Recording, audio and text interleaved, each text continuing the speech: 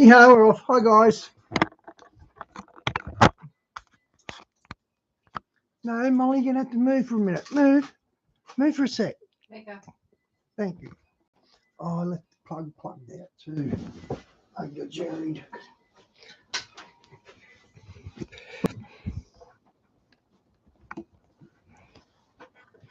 Battery would have went flat if I didn't work that out. Okay.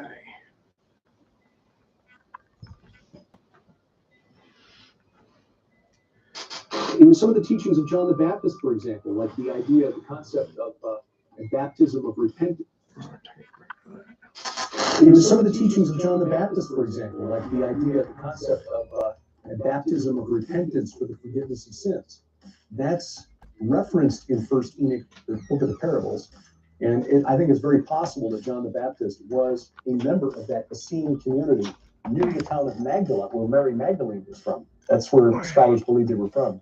There's a series of cliffs that were occupied in. What did I do that for? In some of the teachings of John the Baptist, for example, like the idea, the concept of a baptism of repentance for the forgiveness of sins. That's referenced in First Enoch, the book of the parables. And I think it's very possible that John the Baptist was a member of that Essene community near the town of Magdala, where Mary Magdalene was from. That's where scholars believe they were from.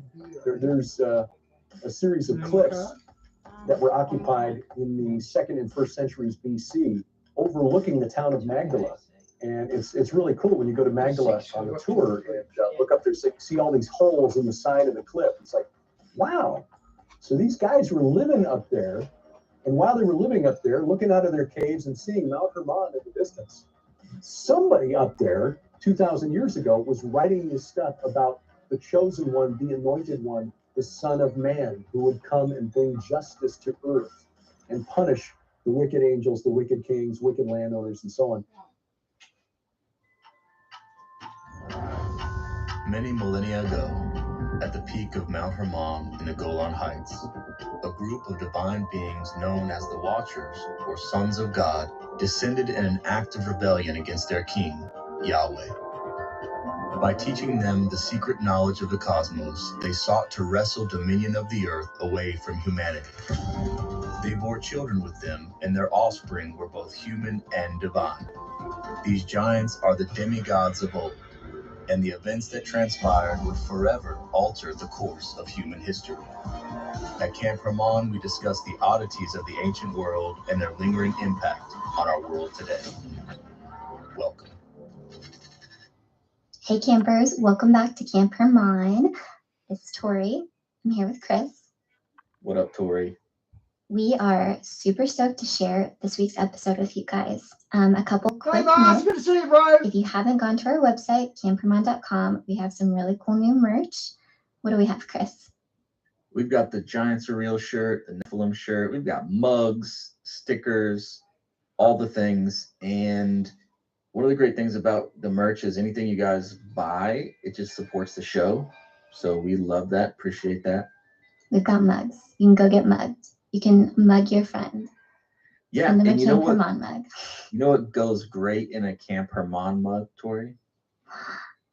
Kevlar Joe's coffee, of course. Yes, the Bigfoot blend. So you can go to KevlarJoe.com. It's also available on our website, I believe, right? No, but if you go on our homepage, there is a link to Kevlar Joe, and we've got a promo code where you can get like 10% off. All the things. Yeah. Guys, all this stuff just helps to support what we're doing with Camp Hermon.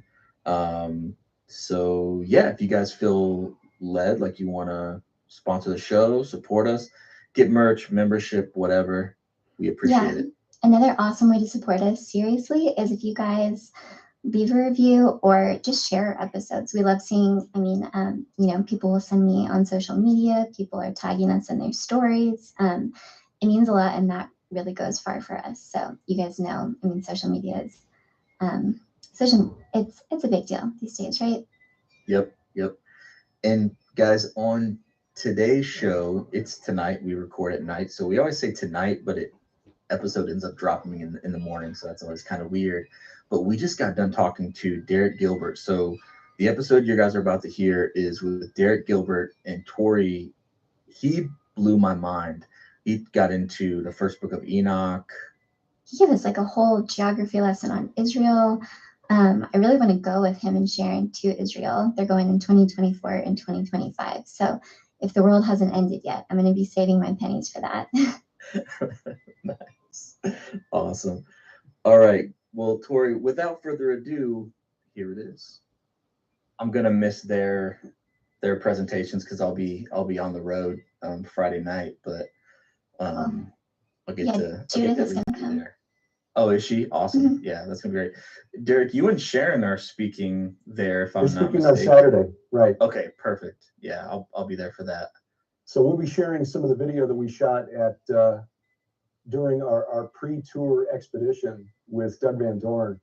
And yeah, I think, and this is just inspired by an exchange that's been going on for the last 36 hours, 48 hours on Twitter with a fellow who took offense to me defending the Book of Enoch. And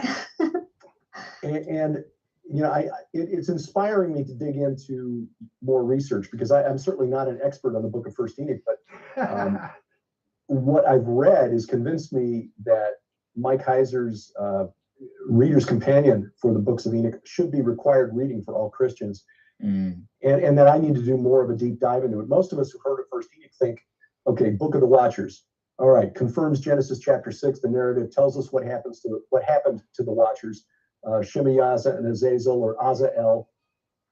And you know, it also it reveals some things about the netherworld that we don't read about in the Old Testament that show up in the New Testament. So, you know, I knew that stuff from talking to Mike and interviewing Mike Heiser before he passed over the years. The description that we have, this mental image that we Christians have of hell being this underworld place of fire and flame and torment and burning punishment, that's not in the Old Testament anywhere. When you look at the Old Testament, look at the few references that are there to the grave or to Sheol, and it's not in there, but it is in First Enoch.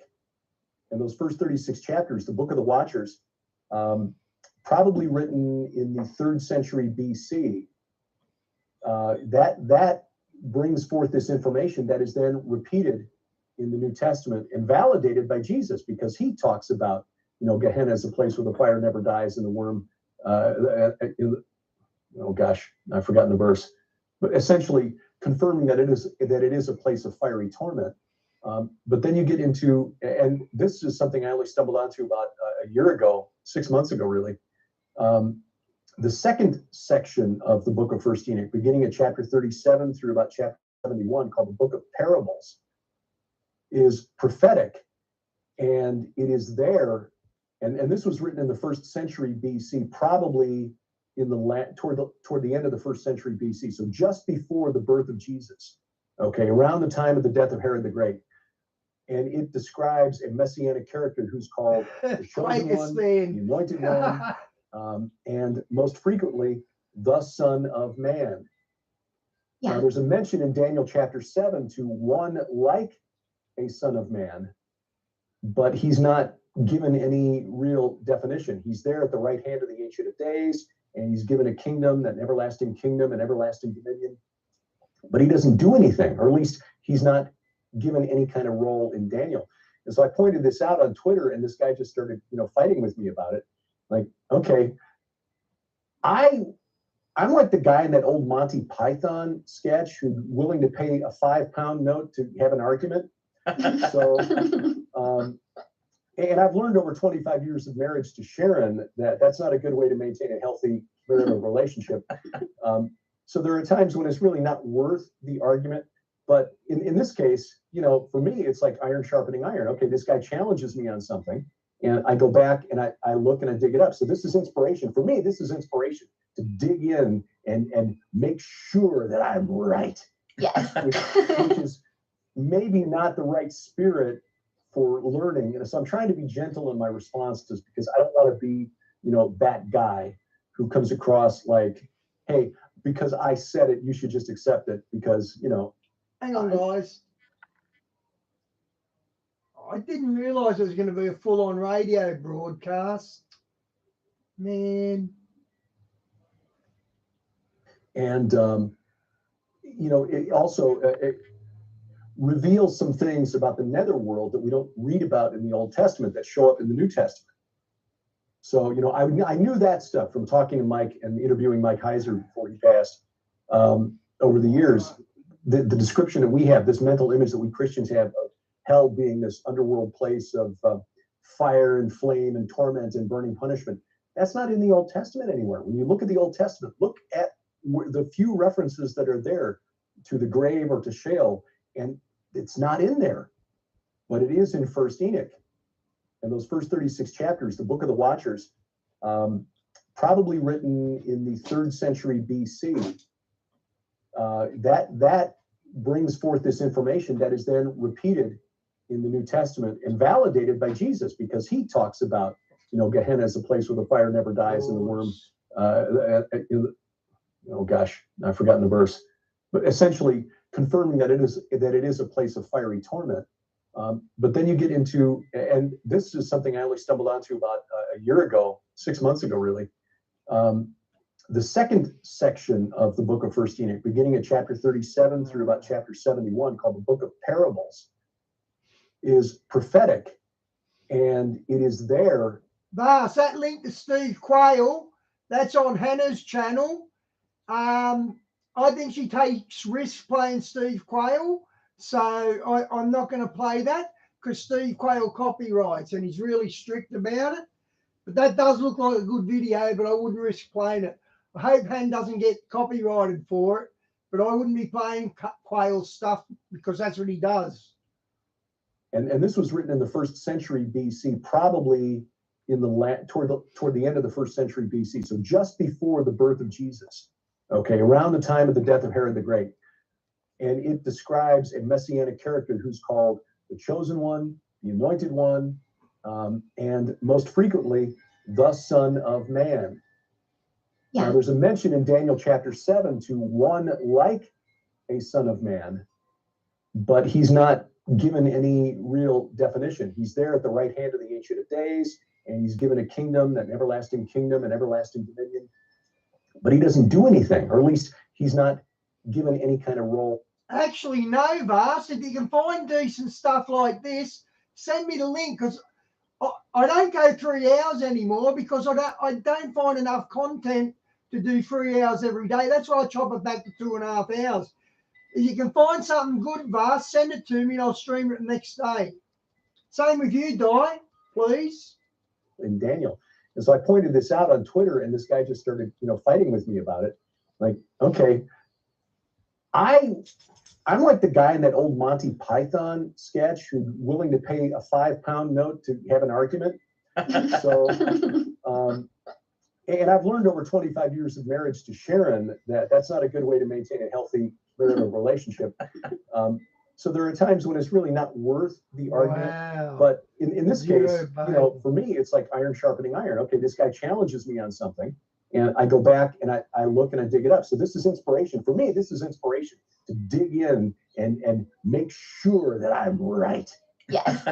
which is maybe not the right spirit for learning. And so I'm trying to be gentle in my response to, because I don't want to be, you know, that guy who comes across like, hey, because I said it, you should just accept it because, you know, I don't have scholarly credentials or anything. I just want to see how the pieces all fit together. And when you go back into First Enoch, that second section, the Book of the Parables, you see that not only is this messianic character called the Son of Man, a title that Jesus applied to himself 82 times in the New Testament, is given definition. He's the one who acts as the agent of God's judgment to punish the wicked. That's not in Daniel. That's not anywhere. That's not in any Jewish writing prior to the 1st century BC and the book of First Enoch. So that to me is fascinating, and even more so because it's the consensus of scholars who study this stuff that part of First Enoch was probably written by a community of Essenes, not at Qumran down near the Dead Sea, but a community of Essenes who lived near the town of Magdala on the shore of the Sea of Galilee, within eyesight of Capernaum, where Jesus based his ministry, within eyesight of Bethsaida, where Peter, Philip, and Andrew, the first three disciples, lived, within eyesight of Mount Hermon. And so you're thinking, wow, maybe those silent centuries between Malachi at the end of the Old Testament and Matthew at the beginning of the New Testament weren't so silent after all, because there's some legitimate stuff in First Enoch that shows up in the New Testament, which is the whole point of Mike Heiser's book, Reversing Hermon. But then you've got people out there who just don't want to hear that. Say, you're saying that Jesus was inspired by Enoch. No, that's not what I'm saying. Not what I'm saying at all. What I'm saying is that Jesus was teaching things that was not present in any Jewish writing before First Enoch. So maybe whoever wrote First Enoch, and there's multiple authors, because again, the two sections were written years apart, decades apart.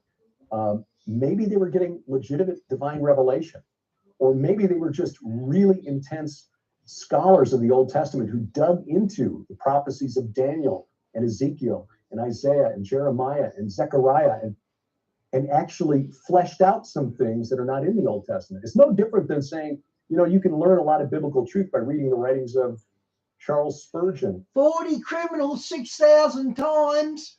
Wow. See, from afar, guys, America and Canada, not so much Canada, but America looks like the wild, wild west to us. It's just mass lawlessness. It's really scary, guys. It must be scary living there. Or Francis Schaeffer. Right. But we wouldn't say, okay. And I love you guys, you know that, but it does look really bad what's happening in your country. We're having bad problems too, but not the mass lawlessness like you're having. Let's put those in the Bible. Yeah, it's not canonized, but it doesn't mean it's not true. Right. The other thing about that book of parables, that second part of Enoch, that's so interesting is the fact that it was written in the north near the Sea of Galilee. And that's where Jesus based his ministry, Capernaum on the north shore of the Sea of Galilee.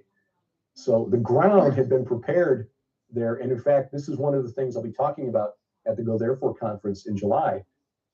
Why we believe Jesus was baptized in the Jordan River north of the Sea of Galilee, not down near Jericho like everybody seems to think. And, you know, we're running counter not only to the United Nations and the Kingdom of Jordan, which is spending $300 million to develop that site into a tourist place. We have friends of ours who are credentialed archaeologists who defend the location down near Jericho. But I don't think that's the case. Not only that, this location north of the Sea of Galilee is directly below a megalithic monument that looks just like Gilgal Rephaim. 2 miles north of the Sea of Galilee, it looks like Gilgal Rephaim, about half the size, but it's on the bank of the Jordan River.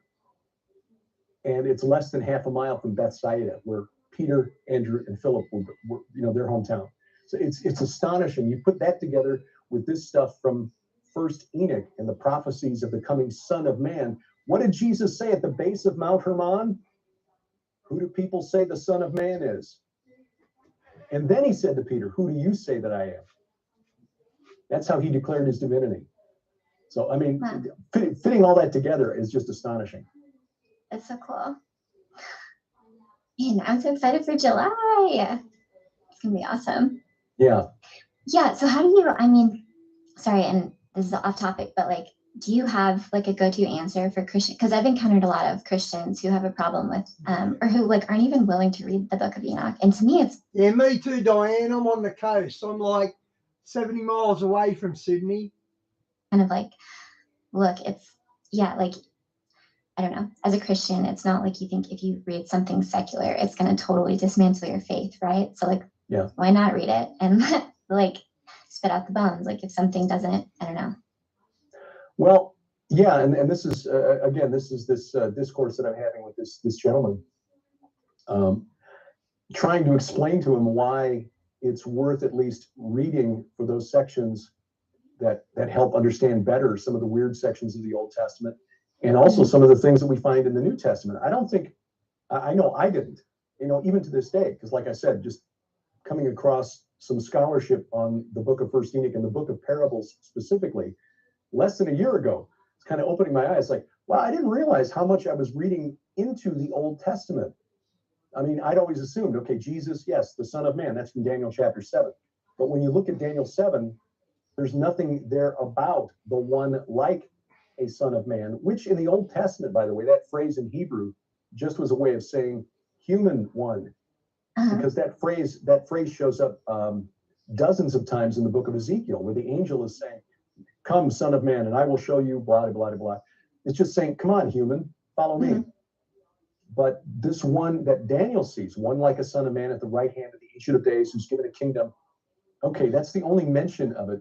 But and again, no specific role in the end times is assigned to him. In 1 Enoch 37 through 71, this is the one who comes and punishes sinful angels, wicked kings, evil landowners. He's given a specific role. And then in the New Testament, Jesus assigns that role to himself and says, yes, at the coming of the Son of Man. Okay? When the Son of Man comes, will he find faith on this earth? He confirms, or at least his definition of the Son of Man himself in the New Testament is consistent with what we see in 1 Enoch chapters 37 through 71. Yeah. Jude specifically quotes 1 Enoch. 1 Enoch 1 verse 9 is Jude verses 14 and 15. So it is at least inspired enough that you got that reference. Also, Jude and Peter's references to the angels who sinned being locked up or chained up in gloomy darkness until the judgment. Yeah. There's no, in the context of 2 Peter and Jude, it's clear that the sin of those angels was a sexual sin, which can only point to Genesis chapter 6. That's the only place in the Old Testament where we see that taking place. But there's no reference then in the Old Testament what happened to those angels. Genesis 6 doesn't tell us. There's nothing in the Old Testament that mentions what happened to the angels, those sons of God. What happened to them? Peter and Jude tell us they're in chains in gloomy darkness, and Peter puts them specifically in Tartarus. The word translated hell in 2 Peter 2 verse 4 is Tartarosis. And that description of these entities who sinned being thrown into the netherworld and bound up there, that's in 1 Enoch. So when Christians say we shouldn't look at it, it's weird, it's not scriptural, it's not in the, it's not in the Bible for a reason, but writing under the influence of the Holy Spirit, Peter and Jude confirm aspects of the story from Genesis 6 that are only found, the only Jewish writing in which they're found is 1 Enoch and other Second Temple Jewish literature, but most prominently in 1 Enoch. So, yeah, I get it. It's not. I don't argue that it ought to be in the Bible, even though some of the early church fathers did. But it's clear that the early church fathers had a pretty high opinion of it, because when you read the writings of every early church theologian, every early Christian theologian until the time of Augustine in the early 5th century, Justin Martyr, Irenaeus, Athenagoras, Pseudo Clement, a number of others who I can't even remember off the top of my head. It's clear they had, the consensus was that angels came down, commingled with human women, creating these giants who, when they were killed in the flood of Noah, their spirits became demons. Mm-hmm. And again, that's not in the Old Testament, but it is in 1 Enoch. Do you think, Derek, that there's any kind of conspiracy to keep the first book of Enoch out of the canon, or to hide it away? Or I wouldn't go that far necessarily. I just think that people don't like having their paradigm shifted. I mean, even going back, No, I would say that I would say that there are reasons that it is not in the old, that it is not in canon. I mean, there are some things in there about the heights of the giants being, 4,000 ells, whatever that means. I don't think we can confirm that. Certainly, that's not mentioned anywhere in the Bible. So there are probably good reasons the Holy Spirit did not inspire the early church to include it in the canon, although the Ethiopian church did and still does to this day. But like I said, as with the writings of other Bible scholars. I mean, we hold all the respect in the world for Dr. Michael Heiser and the unseen realm and reversing Hermann, but we wouldn't suggest it. But even going back further to guys like Jonathan Edwards and some of the great theologians of years gone by, but we would never suggest that they should be in the Bible either. So that's kind of how I view it. I mean, there's some insights to be gained from this insofar as they help explain things in the Bible. When you get to some of the weird stuff. Okay, I like this new speaker already, Diane. He's kicking old Batface out, is he? Good on him. Some of the prophetic stuff, some of the things that Enoch is shown in the netherworld. All we can say from that, okay, this is how Jewish religious scholars in the centuries before the birth of Jesus thought, what they thought about the supernatural realm. Yeah, it definitely seems like Jesus was at least familiar with Enoch, like if he was taught it growing up, or I don't know. Well, I mean, given that he's God, I presume he probably knew. Right, but he quotes it. I feel like the way that he quotes it is like the people he was speaking to would have been familiar with it. Do you know what I'm saying? Like, Diane, do you remember when the COVID was on and there was a big lockdown on and Nancy Pelosi got filmed in the hairdressers getting the hair done? She wears a wig. She's as bald as a badger. She wears a wig. Like, I feel like it was probably just something that was like taught in Sunday school, like. Well, yeah, exactly. When he says at Caesarea Philippi, who do people say the Son of Man is? He didn't have to stop and explain the Son of Man. They understood the concept. Mm-hmm. And it's clear from the responses of the disciples that this was the topic of conversation. Well, some say, Elijah, and some say the Messiah, and some say, so it clearly was something that was on their mind. And it's interesting, again, that concept was really not found in any Jewish writing prior to the end of the 1st century BC, when that second section of the book of 1st Enoch was completed, and completed by a community living near the north end of the Sea of Galilee, where Jesus based his ministry. It's like the ground had been prepared. Gee, that would be really coincidental if we believed in coincidences. I am not a coincidence theorist. Yeah, same. I know. That's been like my favorite part about diving into all of this stuff is like learning about Mount Hermon, and then like on this rock I will build my church and all of that. Like, I think it's pretty mind blowing. It is, and like I said, I can understand why some people aren't comfortable with 1st Enoch. And look, it's not a salvation issue. I mean, you can ignore 1st Enoch and still be saved. Yeah. So that's why I'm trying to be gracious in this exchange that's going back and forth on Twitter with this fellow, because I'm not trying to. Unlike years ago when I would have tried to bludgeon him into submission with my superior intellect, I've learned a little bit since then, which is most importantly that I'm not always the smartest one in the room. It was hard for me to admit, growing up as a kid, thinking I was always the smartest one in class. Like, I'm not even the smartest one in my house anymore. But this is, I think, the challenge that we have as Christians, and Peter puts it out there. So we're always to be ready to give the reasons for our hope in Jesus Christ, but to do it with gentleness and respect. And again, like I said, I'm like that guy who's willing to pay a $5 for an argument. Not always good about that. And so again, I don't want to be that guy who turns people off by making it appear that I think I'm smarter than I really am. I could be wrong about a lot of this stuff. I mean, there are a lot of things that we speculate about and we try to label them as speculation because we might be wrong. The things that we do know for certain is that salvation is by grace alone, through faith alone, in Jesus Christ alone. And that, Amen. As Paul wrote in 1 Corinthians 15, that this is all about resurrection and who gets resurrected at the end of all of this.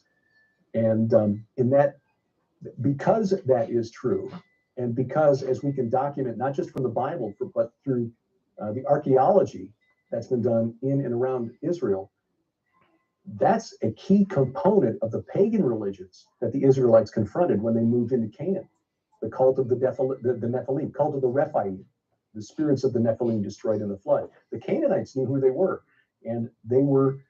There are texts that were discovered in the Canaanite kingdom of Ugarit about 100 years ago that confirmed this. So it's key. It's not fringe. It's key to understanding the gospel message. This is a long supernatural war about who is still standing after the last trump, us or the bastard children of the rebellious watchers from 10,000 years ago, or whenever the pre-flood era took place. Yeah, I'm all pumped up. Hey, the guy that you were arguing, or not arguing, graciously going back and forth with on Twitter, that wouldn't happen to be Ken Ham, would it? Because I saw that Doug Van Dorn had written a lengthy response to a tweet that Ken Ham had made, essentially agreeing with and backing the Sethite view. Are you talking about Ken Ham? No, it's not Ken Ham.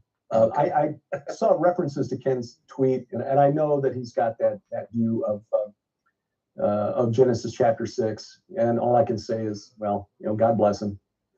No, it's somebody else. There was someone who posted something about just kind of a real snarky comment about Enoch being the book that Paul had in mind when he warned Titus against worthless Jewish myths or something to that effect. And I just responded and said that happens not to be the case. First Enoch was held in high regard by the apostles and the early church, and then somebody else chimed in. And again, this has been ongoing now for a couple of days. I haven't told Sharon about this because Sharon's advice to me on this is just don't look, just drop it, just leave it alone. But again, I find this a motivator, and maybe this is a character flaw on my part, because I want to prove that I'm right, or at least find out if I'm wrong. I don't want to be out there making these claims if I'm sticking my foot in it, which I've done in the past. But I will say that this exchange has kind of inspired me to dig deeper into not just the Book of Enoch, but what scholars think about the Book of Enoch, like Mike Heiser, like George W.E. Nicholsburg, and others who have written on this. There's a whole subgenre of Second Temple Jewish literature studies just devoted to the books of Enoch. When we say Enoch, we're generally talking about First Enoch. There's a Second Enoch and a Third Enoch, and those were written in the Christian era, and they're pretty weird. I don't have the time to go into those. But First Enoch, because it is referenced by the apostles, it was some of the teachings of John the Baptist, for example, like the concept of a baptism of repentance for the forgiveness of sins. That's referenced in First Enoch, the book of the parables. It's not in the Old Testament. It certainly would not have been welcome by the Essenes at Qumran, down near the Dead Sea. They were very, very legalistic. You had to follow all of their rules to be forgiven. The Essenes in the north were a little more gracious, apparently. And I think it's very possible that John the Baptist was a member of that Essene community near the town of Magdala, where Mary Magdalene was from. That's where scholars believe they were from. There's a series of cliffs that were occupied in the 2nd and 1st centuries BC, overlooking the town of Magdala. And it's really cool when you go to Magdala on the tour and look up there, see all these holes in the side of the cliff. It's like, wow. So these guys were living up there. And while they were living up there, looking out of their caves and seeing Mount Hermon in the distance, somebody up there 2,000 years ago was writing this stuff about the chosen one, the anointed one, the Son of Man, who would come and bring justice to earth and punish the wicked angels, the wicked kings, wicked landowners, and so on. And then, just as they're done, Jesus, John the Baptist are born. And 30 years later, they're teaching that stuff in that same place. There will be a couple of new chapters I hadn't planned on in the book that Sharon and I are working on for later this year. I was going to ask you if this was going to inspire you to write your next book. Well, we're already working on it. It's called The Gates of Hell. And so we were already working on that. The Gates of Hell, of course, is a reference to Jesus and the confession of Peter at Caesarea Philippi, the Grotto of Pan. It's where Jesus asks Peter, "Who do you say that I am?" And Peter said, "Oh, well, you're the Messiah, the Son of the living God." "Ah, yes. Blessed are you, Simon Bar-Jonah." And interesting, he mentions Jonah right there because, Jonah, 3 days in the belly of the whale. Anyway, I think Jesus knew something that he had not yet disclosed to the disciples at that point. Yeah. But then he says, on this rock, this 9,200-foot mountain behind me, that is essentially the Canaanite version of Mount Olympus, where all the pagan gods meet. On this mountain, I will build my church, my assembly, and the gates of hell, which is this big cave right over here that everyone knows is the entrance to the netherworld. That the gates of hell will not prevail against my congregation. So we were already working on that, and this stuff is just like, okay, this fits into all of that. The idea that Jesus was baptized north of the Sea of Galilee was something I didn't expect to stumble into. And when I say stumble into it, I think I must have, some angel from the heavenly library or something kind of nudging me in the right direction, because I wouldn't find this stuff on my own. But it's amazing how these pieces fit together. And the baptismal site of Jesus, the King James version mentions in John verse 128, when John is confronted by scribes and Levites sent by the Pharisees in Jerusalem to find out who John is and why he's baptizing this way. John 1:28 says these things happened in Bethany across the Jordan, which means east of the Jordan River. The King James says Beth Abara. In the Greek, the word is Bethania. But in the 3rd century, the early church theologian named Origen went and looked. He traveled to Palestine from Alexandria, Alexandria, Egypt, not Alexandria, Virginia. Alexandria, Egypt, to find Bethany, and he couldn't find it because there is no Bethany east of the Jordan River. So he said it must be this place called House of the Crossing, Beth Abara, which is why the King James still has it, Beth Abara in John 1:28 to this day. But this was odd because Origen had admitted in his writings that when you looked at the most reliable and the oldest texts of the Gospel of John. Yeah, good riddance, Pelosi. And again, he's writing about 200 years after the resurrection. Origen said, yeah, it is Bethania, but that can't be right because there is no Bethany east of the Jordan River. So it must be this other place. Well, our modern Bibles say Bethany because they went back to the original Greek, the Bethania. But in 1877, an explorer for the Palestine Exploration Fund, a friend of Sir Charles Warren, who found that stone, that inscription inside the temple on the summit of Mount Hermon, a fellow by the name of Claude Condor, was trying to find Bethania, and he wrote that it's probably a transliteration of the Latin name Botania, which was the Latin version of Bashan. So, okay, that moves the baptismal site of Jesus 90 miles north from near Jericho to the north side of the Sea of Galilee. Bashan across the Jordan. Well, that's really interesting because Bashan is covered with megalithic monuments to this cult of the dead. There are more than 5,600 dolmens that have been found in Bashan, that land east of the Jordan River. And as we said, there's this megalithic site very close to ancient Bethsaida. That's like a smaller version of Gilgal Rephaim. It's like 10 miles west of Gilgal Rephaim on the bank of the Jordan River. So, Jesus baptized in Bashan across the Jordan. Interesting. It was like he was declaring war on this cult of the dead right from the beginning of his ministry. And that just seems to validate what we're talking about as far as this supernatural view of Genesis 6. Yeah, that's awesome. That's got some pretty incredible implications as far as that goes. Well, and then you take that a step further, and in Matthew 4, he mentions the move of Jesus to Capernaum from Nazareth after John the Baptist was arrested. Beginning of verse 12 in Matthew 4, Matthew quotes from prophecy of Isaiah chapter 9, which is the messianic prophecy that includes that very famous line that we hear every Christmas: "Unto us a child is born, unto us a son is given." Okay, so Matthew quotes from that in Matthew 4, beginning at verse 12. Now, when he heard that John had been arrested, he withdrew into Galilee. And leaving Nazareth, he went and lived in Capernaum by the sea, in the territory of Zebulun and Naphtali, so that what was spoken by the prophet Isaiah might be fulfilled.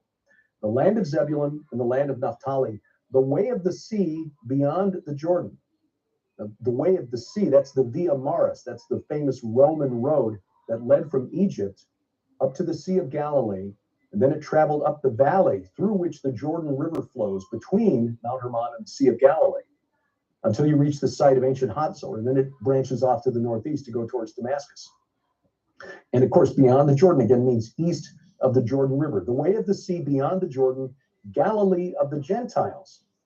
So Isaiah was describing that region in ancient times called Bashan as Galilee of the Gentiles. Now here's the money quote, verse 16. The people dwelling in darkness have seen a great light, and for those dwelling in the region and shadow of death, on them a light has dawned. Now, remember again, Jesus baptized in the Jordan, just north of the Sea of Galilee, at the south end of this valley, between Mount Hermon and the Sea of Galilee. It is surrounded by dolmens on the hills on either side of that valley.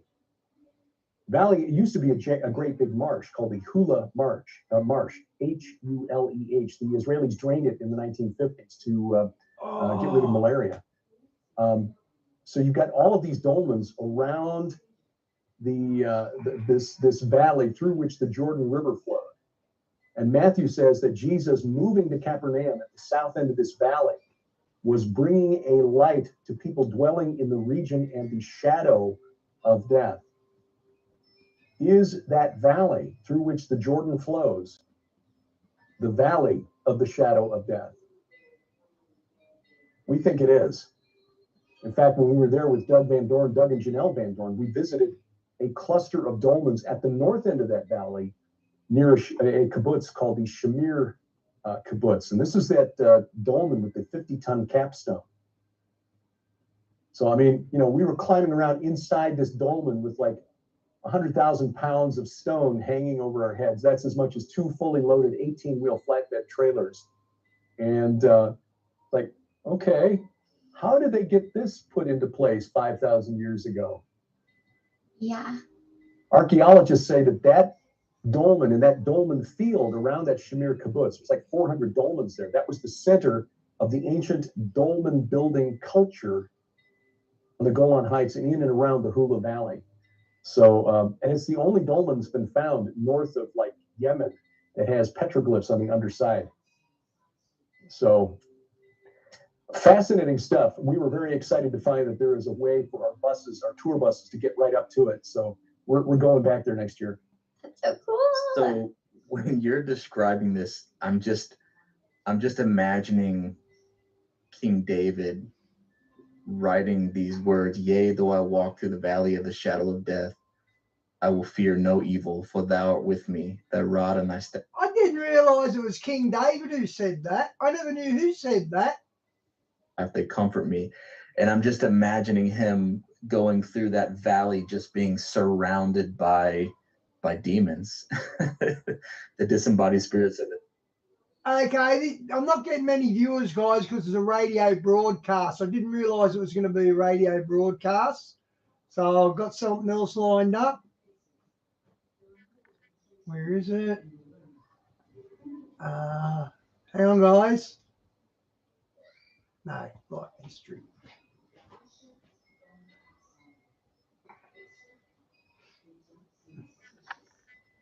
And after doing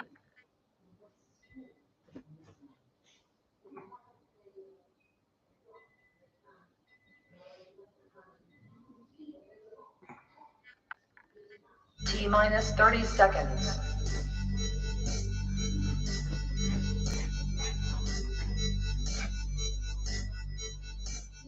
T-minus 20 seconds.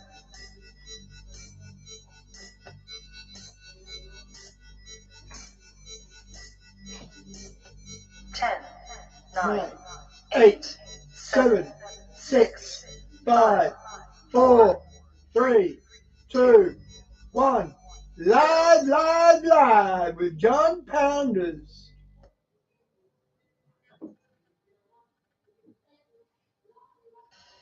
I don't have to tell you things are bad. Everybody knows things are bad. It's a depression. Everybody's out of work or scared of losing their job. The dollar buys a nickel's worth. Banks are going bust. Shopkeepers keep a gun under the counter. Punks are running wild in the street. There's nobody anywhere who seems to know what to do, and there's no end to it.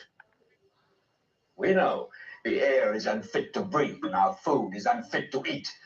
We sit watching our TVs while some local newscaster tells us that today we had 15 homicides and 63 violent crimes, as if that's the way it's supposed to be. We know things are bad, worse than bad. They're crazy. It's like everything everywhere is going crazy, so we don't go out anymore. We sit in the house, and slowly the world we're living in is getting smaller, and all we say is, please, at least leave us alone in our living rooms. Let me have my toaster and my TV and my steel-belted radios, and I won't say anything. Just leave us alone. Well, I'm not going to leave you alone. I want you to get mad. I don't want you to protest. I don't want you to riot. I don't want you to write to your congressman because I wouldn't know what to tell you to write. I don't know what to do about the depression and the inflation and the Russians and the crime in the street. All I know is that first, you've got to get mad. You've got to say, I'm a human being. My life has value.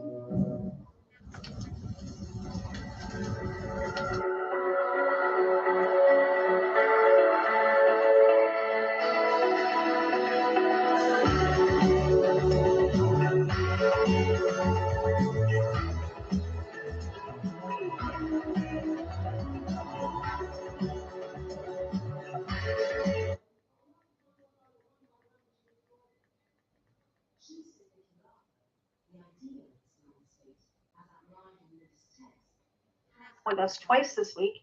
One is tomorrow night, Monday, and again on Wednesday. Tomorrow night, we're going to be talking about the Maui fires. We're talking about the inconsistencies, the things we have found, the questions that we have, and all kinds of crazy stuff. So that's going to be tomorrow night. I will put the link up. It might be over on Rumble, but I will let you guys know for sure. But this is I'm going to run a video, a live stream that I did, I believe it was from 2017. And this was when some of you guys might remember E.J. Clinton, Factions of Freedom. We talked about techno-sorcery and soul-stealing science. So I found this. I thought it was something that is still relevant today. So I wanted to play that for you guys. So here we go. Wow.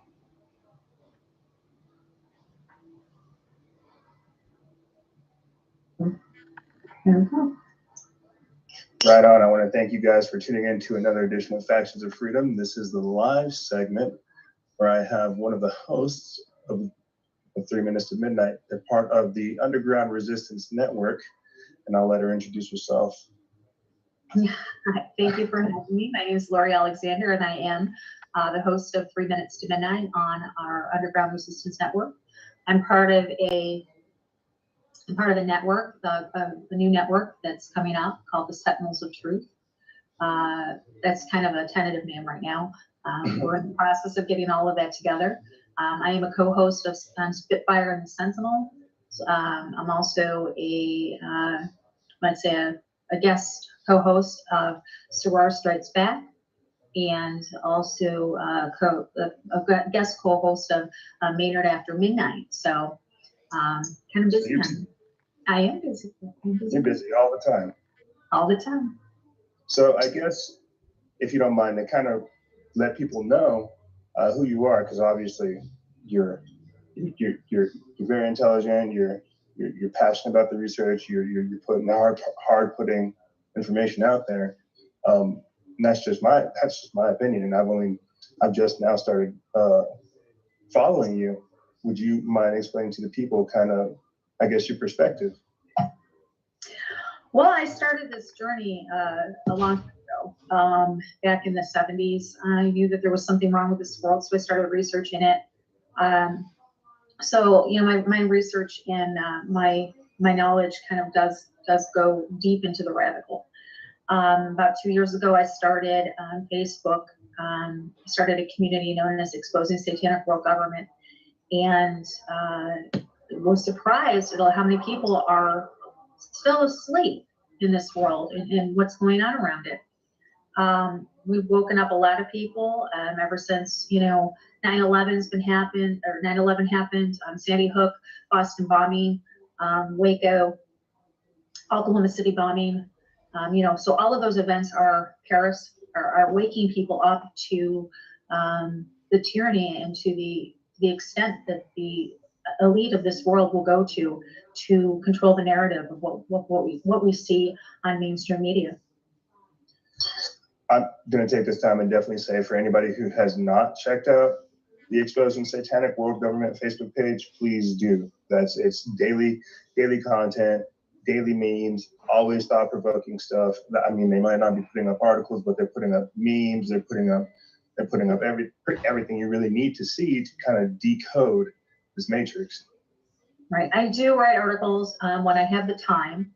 Unfortunately, my contribution to the page has just kind of been running it. I do have a couple of fantastic editors, Robbie D and Shannon. Also, I have RK. So I have, you know, I have solid individuals running the page right now for me. Like I said, I've been really busy lately, so I haven't really contributed to much of the content. But normally I am writing articles and everything for it, producing videos. But getting the new network up and running has kind of been a little bit time consuming. Isn't that the case? It's always trying to find the time to do something. Yeah, I didn't really this is my second show today. I have another one tonight coming up at 10 p.m. Eastern Standard Time with Spitfire and the Sentinel. So yeah, I'll be doing 3 shows today. Sometimes I do as many 4 or 5. God willing, hopefully I'm on there tonight. If everything goes according to plan, hopefully I can be on there tonight. Well, yeah, we're going to be talking a little bit about some new breaks in Sandy Hook. So. Well, that's always exposing how these guys are coming out with false flags. I feel like if you look at how Sandy Hook was set up, you can see the formula of all these other false flags that they're trying to pull. Right. That's what I said. You know, when you finally start getting that spark that something's not right, and you go back and you revisit some of the events that have taken place: 9/11, Sandy Hook, Boston bombing, Columbine, Oklahoma City bombing, Waco, Ruby Ridge, Paris, San Bernardino. You start seeing a pattern of things, not only of individuals that are there, but also events taking place, the narrative within mainstream media, how it's portrayed. And you start getting this new image of something's just not right. Mm-hmm. And then as you dig longer into it and further into it, you realize that we are being played for fools. Well, it's like, I sent you that picture of Carly Soto in Britain right after the Berlin attacks, right? With her nose all bloody. Did you see that one? Yes, I did. Then a few days later, they came out with that video of that kid that was supposedly some Israeli or some Syrian refugee child. Yeah.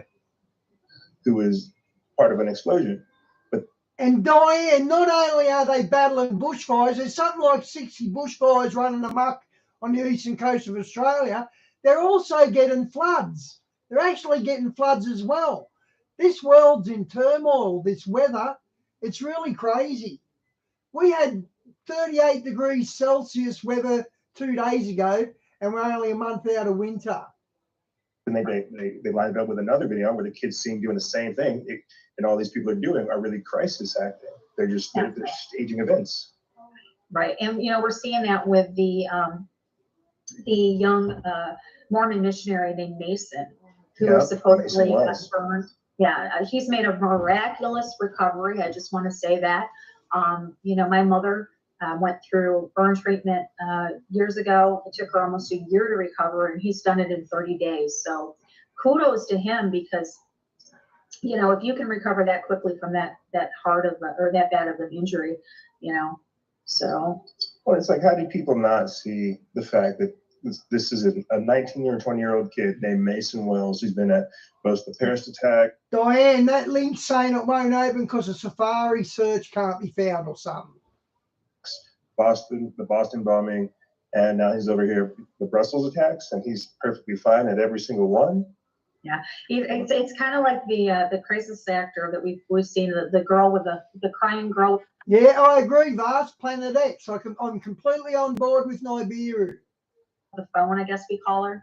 Yeah. You know, she's just got really bad luck and just happens to be at the wrong place at the wrong time, or she's specifically being placed in those situations. I'm going with the latter, so just so you know. Let's see, and I'm going to use this as a point to kind of springboard into what I wanted to talk to you about. I feel like the whole idea of them keeping us in this constant state of constant fear is to siphon off our energy. I mean, they're siphoning our attention away from things that really matter, like the TPP, Agenda 2030, you know, sustainable development, all this other stuff that's going on, the technocracy that's rising. But at the same time, they're trying to stimulate this constant fear of ISIS. That time it later to die. Or of losing your money, or an economic collapse, this, that, and the third. I think what they're trying to do by keeping us in this perpetual state of fear is to do just that, is to siphon off our fearful energy. You are absolutely correct. There is, it's a known fact that the elite are required by Kabbalist belief to telegraph their punches to us. They're required to tell us in advance what they're going to do. And this is a twofold. This is to relieve them of any karma that could possibly come from the event. And it also— I wonder what's happening there, that all them kids are dying. I wonder what's happening. Is to feed off of our fear. We give off, as human beings, we give off certain energies that they do feed off of. Fear being one of them. This is why the horror genre is so popular and it's pushed so much, is because we put off certain endorphins and certain energies that they do feed off of. You know, this is no different. Like you were talking about, you know, the technology of it. You know, the internet sucks our energy. You know, certain things, smartphones sucks our energy. Yep. You know, so they have different ways and different avenues of feeding off of us, and we play right into it. Well, let me I kind of came to this revelation the other day, and I wanted to kind of put it to you. I wanted to talk to you about it. So we understand that apple is the symbolic interpretation of the apple that Eve bit into, the apple of Eden. I feel like whenever we buy these types of products, these smartphones, this technology, we're signing a contract with the devil, because we already understand that there are negative connotations that come with this technology. I mean, you're holding on to like a radioactive stick. That's got to have adverse effects to you. I mean, we're already hearing how when people look at these LED screens, it's burning their retinas. So whenever we get this kind of technology, we have to agree that, yes, we know it's going to harm us. And is that not how the deals with the devil work? We understand that we're going to be getting, you know, some kind of, I guess, negative effects to us, but we're gonna pay for it because we want what the devil has to offer. Does that make sense? Makes absolute sense. And here's the thing is, you know, a lot of times we enter into that contract not even realizing until it's too late. Perfect example is Wi-Fi. It has now come to the attention that Wi-Fi is basically, essentially, frying our brains from the inside out. Yep. And the thing of it is we are aware of this now, but we are so addicted to the internet that we overlook the dangers and we willingly accept the consequences. Speaking on that, the idea that we're swimming in Wi-Fi, like, the ELF towers, which is one of your pictures I actually used, the Exposing Satanic World's government. I used you guys' picture in one of my videos explaining how the voice of God technology is real, how they have Gwen towers and ELF towers that are meant to pacify us, you know? And then it's also come to the attention that the Gwen towers, what they are is they're strategically placed in locations to where they do emit microwave signals. So when the time comes, they have the technology and the ability to treat us like we're the hamster in the microwave once they turn them on. Well, I'm so glad we kind of got onto this kind of mind control topic, because I have all kinds of different things to talk to you about. You've heard of Harold Kotzweiler? I've seen him. Okay, I got to refocus the camera, guys. Programmable matter, Playtronics, and I guess the kind of mind control in that aspect. I'll see if I can look. What it basically talks about is how Morgellons disease is a manufactured disease that was created by the intelligence agency that turns a person into a transmitter, so to speak.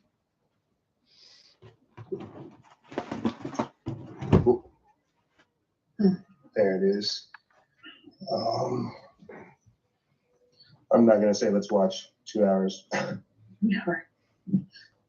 But what he talks about is how Morgellons is what not it basically working does is either. turn our body into some kind of signal. But what It's a receiver.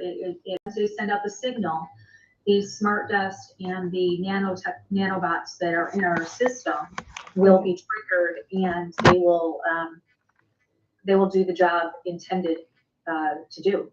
Mm-hmm. Yeah. Well, it's like I've been talking to another person, and I won't reveal her name, but she's been sending me all kinds of different documents of a doctor who conducts these kind of experiments, these kind of psychological experiments, except he's operating perfectly fine. It's crazy. Here, I'll give me 1 second. I'll let this play.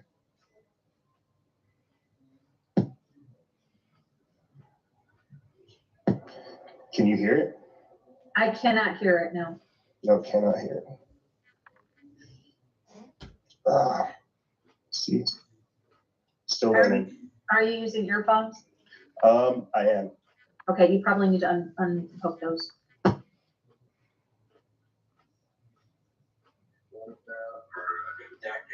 you hear it now? Yes, you can turn it up.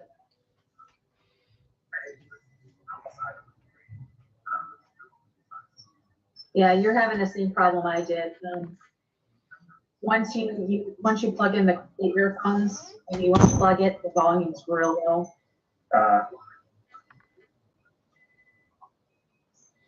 Yeah, I found that to be a glitch on Hangouts lately for some reason. I'm not sure why. At least we're still learning. We're still learning. It is a learning process. Yes, we Hey, learn Johnny, more you every see, day mate? with Hangouts. Like I said, I've been forced into using them, and I'm kicking and screaming every step of the way.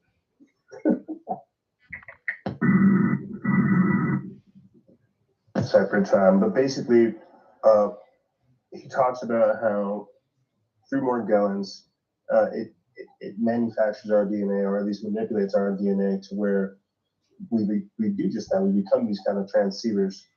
And as far as the person I was talking about and the doctor that they were referring to, it's Dr. Robert Duncan. And this is just last year that he put out a report called the Executive Summary on Neuropsychological and Electronic Non-Torture.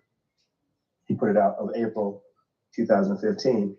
And literally he breaks down to at least 18 different types of what could be considered mind control, or at least electric non-torture, or behavior modification. And the fact that we have all this stuff going on, it's like you said with the Gwen Towers, that they're able to emit these signals that pacify us, that turn us into guinea pigs in the experiment. And will ultimately turn us into, well, whatever they have decided. We're seeing the rise of the Black Awakening, the super soldiers. Yes. That I think has a lot to do with this. The voice of God technology is real. It's truthful. It was used in the first Gulf War. They perfected it over the years. This is something that they have in place. And when the time comes and they switch on the switch, we are going to possibly see some things that have never been seen in the course of history of man. I agree. I definitely agree. And I feel like what most people don't understand is that while we live in a perfectly fine, or what we would consider a perfectly normal reality, these people that are constructing and giving us these tools and doing all these types of things, they're occultists. They're Satanists. They're. And we're not talking about your teenage kids in the woods, No. Gathering. We're talking true Babylonian Satanists. Yes. We're talking about the Babylonian old religions of Nimrod. We're talking about the real deal here. When they conjure up something, they conjure up the real deal. There have been reports that the elite, that Satan has actually shown up at some of their functions. They set a plate for him at every dinner, at every shindig that they have. If they're having a party, they will set a plate for him. There are times that he's shown up. Sometimes he shows up in a three-piece suit and he looks completely normal. Other times he shows up and he's got cloven hooves and horns. Apparently they've reported they do have a sense of humor. So they're saying that the devil is actually here, that the devil is walking around. Absolutely, he can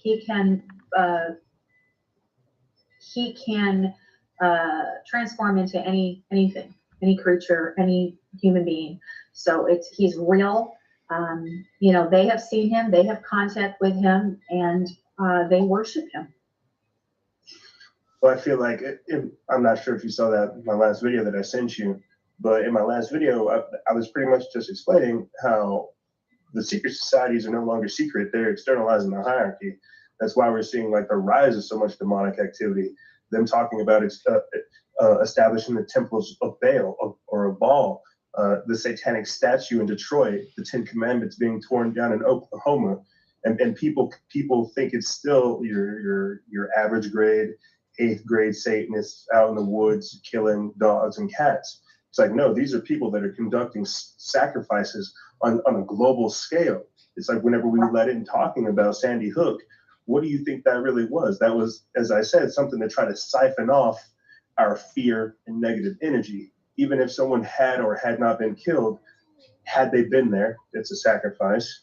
Had they not been there, they're still trying to get our energy. It's a two-pronged attack.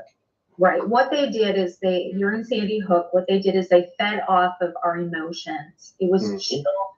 What that link didn't load either, Di. Anything and clouds our judgment. There were so many red flags at Sandy Hook that we missed it because we were so emotional over the fact that children had just been quote unquote murdered. Yep. That we didn't see it. Looking back on it now, it amazes me that we could have even watched this and believed it because it's just craziness. But they do. You're right. They feed on our emotions, and that is why. Well, here's the thing: Sandy Hook, Waco, Oklahoma City. Diane, I think you was talking about Bibi Netanyahu. Those children were murdered. Were supposed, here. Okay. The elite, when they do their rituals, it's the real thing. When you are a Satanist for them, and I'm not talking about your,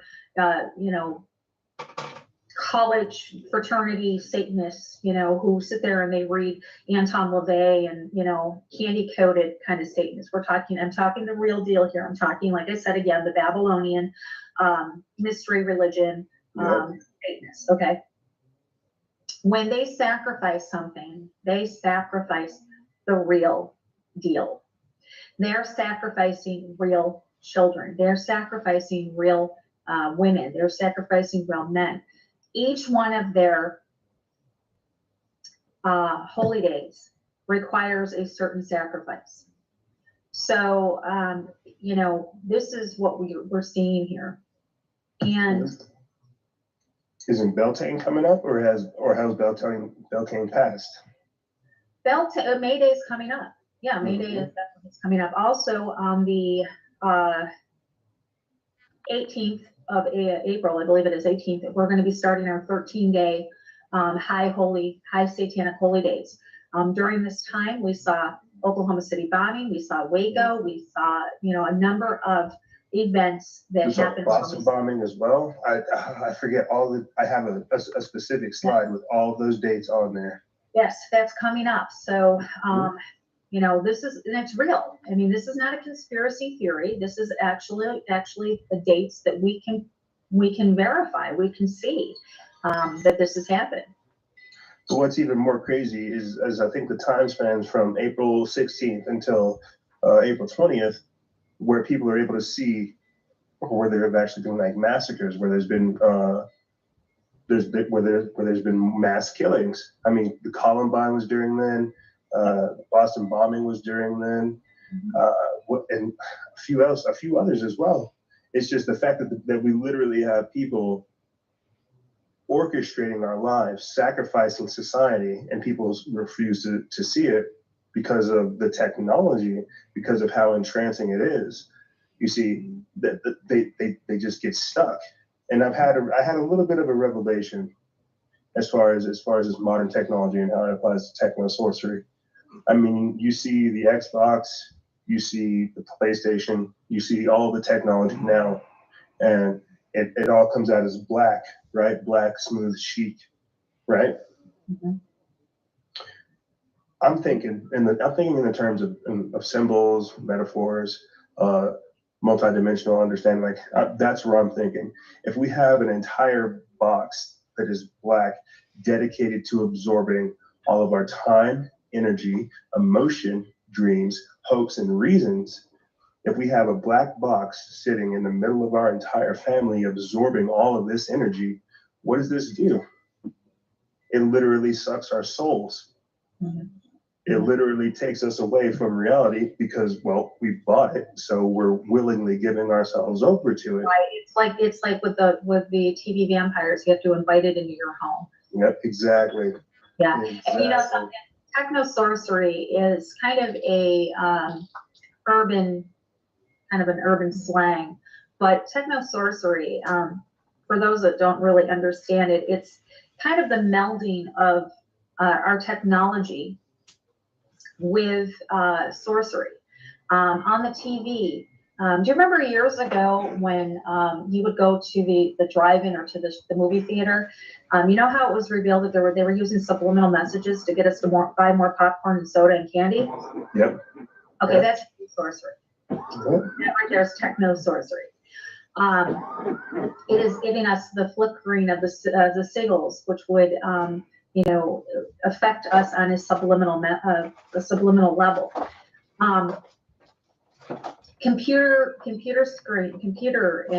TVs are a good doorway for these energies, because we willingly sit in front of it, we click on links all day, or we turn on stations, and we are inviting whatever it is being sent through as energy into our home and into our lives and into our brains. And see, that's where people get tripped up, because they don't understand that, okay, cool, that's fine. You might not believe in demons. You might not believe in magic. You might not even believe in heaven or hell.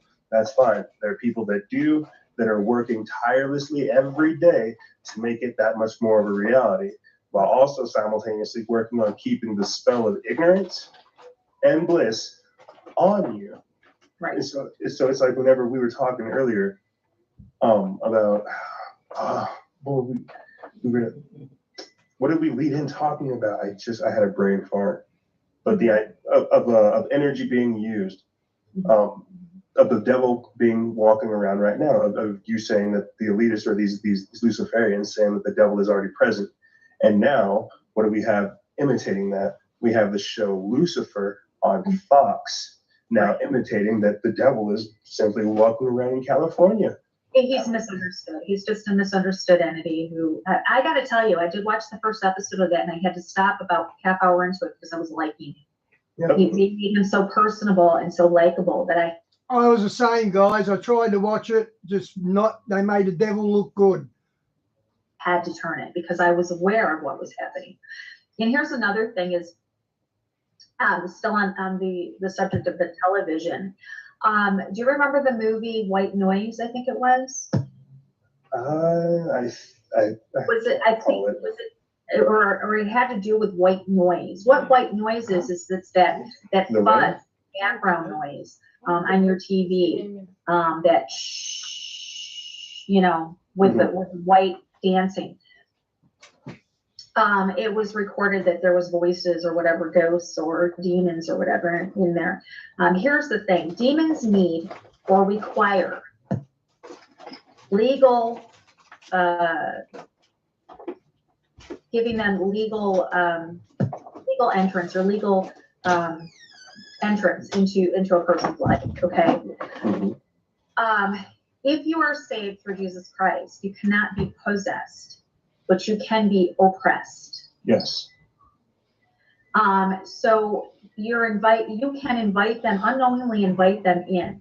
Okay. They have to have legal rights to you.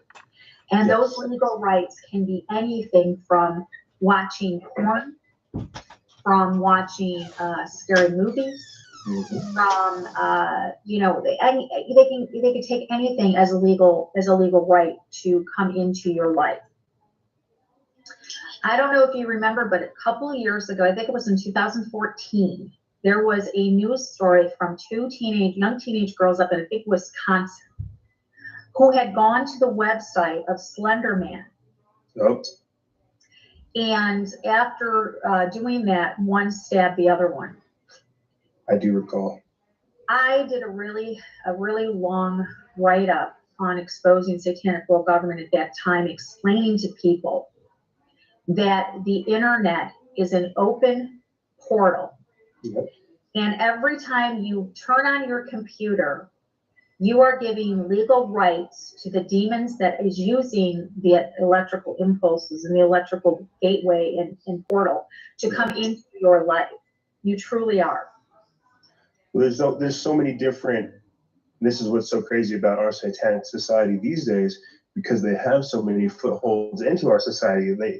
They can get in through so many different things, through just looking on the internet. I mean, just going to a website that dabbles in magic, going to just go see a quote unquote healer, or there's too many different things these days for different kinds of spirits to get in. And I feel like people misunderstand the actual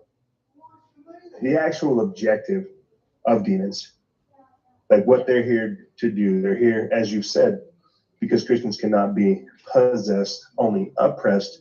The reason a demon is here, because there's so many, is to keep us away from salvation, is to keep us distracted on things such as pornography, such as drugs, such as alcohol, such as seances, channeling, etc., etc. Well, here's the thing: oppression can push somebody in the wrong direction, which can lead to possession. Okay. I'm not sure. I'm on the fence as far as once saved, always saved, but I do know that, I was saved as a young child, fairly young. I was 8 years old, and I fell away from that salvation and ended up into the world of black magic, Satanism. I was into the Wicca. I was into the vampire. I was into all of that. Ended up into the drug.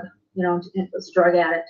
So, I do believe that oppression, if not put in check, can possibly lead to possession. Because, once you take your eyes off of your salvation, you can lose it.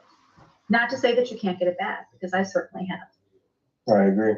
And that's another thing is when a lot of people don't realize that when I go on to start researching, I go into some deep, dark holes. Yeah.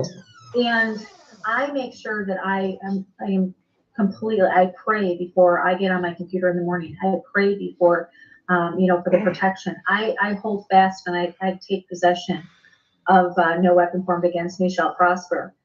Because, God does give us certain protections. And, I am a watchman on the wall. So I do live Ezekiel 33:6.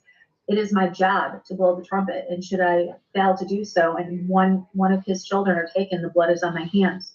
So I take that very, very, very, very seriously. So I do delve into some very deep and dark holes. But I know that I am protected. And I know that that Satan has no power over my life. And if it feels like it's wrong, if I go to click on something and I know that I shouldn't be there, I will back out. I will not progress any further into that particular topic that I'm going into. So we have to know our limitations. Yep. And we have to understand the enemy. Knowing our enemy is how we're going to defeat it. Amen. I couldn't have said it any better. I feel like, and that's one of the things that I'm definitely starting to learn with doing this myself. As I said on your own show, I've only been doing this about 9, 10, 11 months. I'm coming up on a year here soon. And prior to actually getting involved and getting engaged, I didn't judge myself. I didn't try to search for salvation. I didn't try to find glory in God. I just kind of, went about my life and knew, hey, I shouldn't do this, and hey, I shouldn't do that. But understanding the reasons, the metaphysical reasons, the spiritual reasons, the multidimensional, whatever you want to call it, understanding why we're not supposed to do these things makes it that much more important. It's like I can't have someone on to go and talk about the roots of basketball, or the roots of sports, or other silly topics. It's like I'm listening to what has gotten me so far. It's either a spirit of conviction or a spirit of calling, of where every day I wake up thinking, this is what you have to do. You've got to get the word out this way. You've got to. And I don't preach, I know I don't read the Bible as much as I should, but it's like every day doing this kind of work, it forces you to grow. Right? Yeah, we talked about this, I think, on Spitfire show the other night, or maybe it was just you and I, but I honestly don't understand how people can delve into rabbit holes and not come out the other side believing in Jesus Christ. I really don't. Yeah. Because the more I dig, the closer I get. I ran across something a while ago, and I've been sitting here clicking, trying to find it, and I did. And it has something to do with the techno sorcery we're talking about. Mm-hmm. There's a man named Earl Marlowe that back in the 1980s and 90s, they were working with technology, with magic and technology, okay? And they were trying to create a separate reality. But what it says is they were melding old sorcery techniques with emerging technology that we were having at the time. What they did was, once they got, okay, here, I'm just going to quote that. I did pull that. This is, okay. Today, in collaboration with my hoodoo brother, Professor Crow, I created a cyber esoteric gateway, a dark rift from the very fires of damnation that runs off 7 laptops running Linux distros. Once Once the machines are humming with life and the gateway matrix emerges, we enter a deep mesmeric trance state using secret drum beats. And Professor and I developed from sampling the drummings of tribal shamans in Africa and South America. Within minutes, the professor and I entered a cyber gateway into other dimensions and levels of reality and unreality, from where we commence our internal sorceries. The reason for setting up these various high-tech and low-tech systems is that in these modernist times, the so-called etheric plane, or for want of a better term, spiritual plane, has melded and merged with cyberspace. The two flow through each other and engage with one another. Strange entities are being unconsciously and consciously created by the human populace. New beings, often terrifying and totally amoral beings, are coming into existence. Once it was solely demons and gods. Now they have merged with cyber entities and intelligences, and are carouseling through the cyber esoteric plane, often flowing in and out of the internet and into your computers, game consoles, tablets, and smartphones. I agree. And when was this written? Or how recent is this? Because this was February 12th of 2013. 2013. I couldn't agree more. I'd say they're right on point. I mean, and this is why we are seeing. I mean, everybody's got a smartphone. You don't walk down the street without seeing somebody's face plastered in a smartphone, and that is because they have so addicted to this technology. They need to keep that gateway, that portal, open at all times so they can come in and out. Well, think about it. Our new gods are Wi-Fi and cellular data. That's who we really praise. If we cannot get a Wi-Fi signal, oh my God, we cannot connect to our data hotspot. Yeah. Oh my God. That's it. The world is ending. We can't put days without our phone. Jokingly, one day, I think it was last year, Facebook went down for like 45 minutes, an hour. Everybody was off the grid. I mean, it was terrible. I came back on and I said, we're back on. This is great. While we were down, I had a conversation with Dave. He seems like a great guy.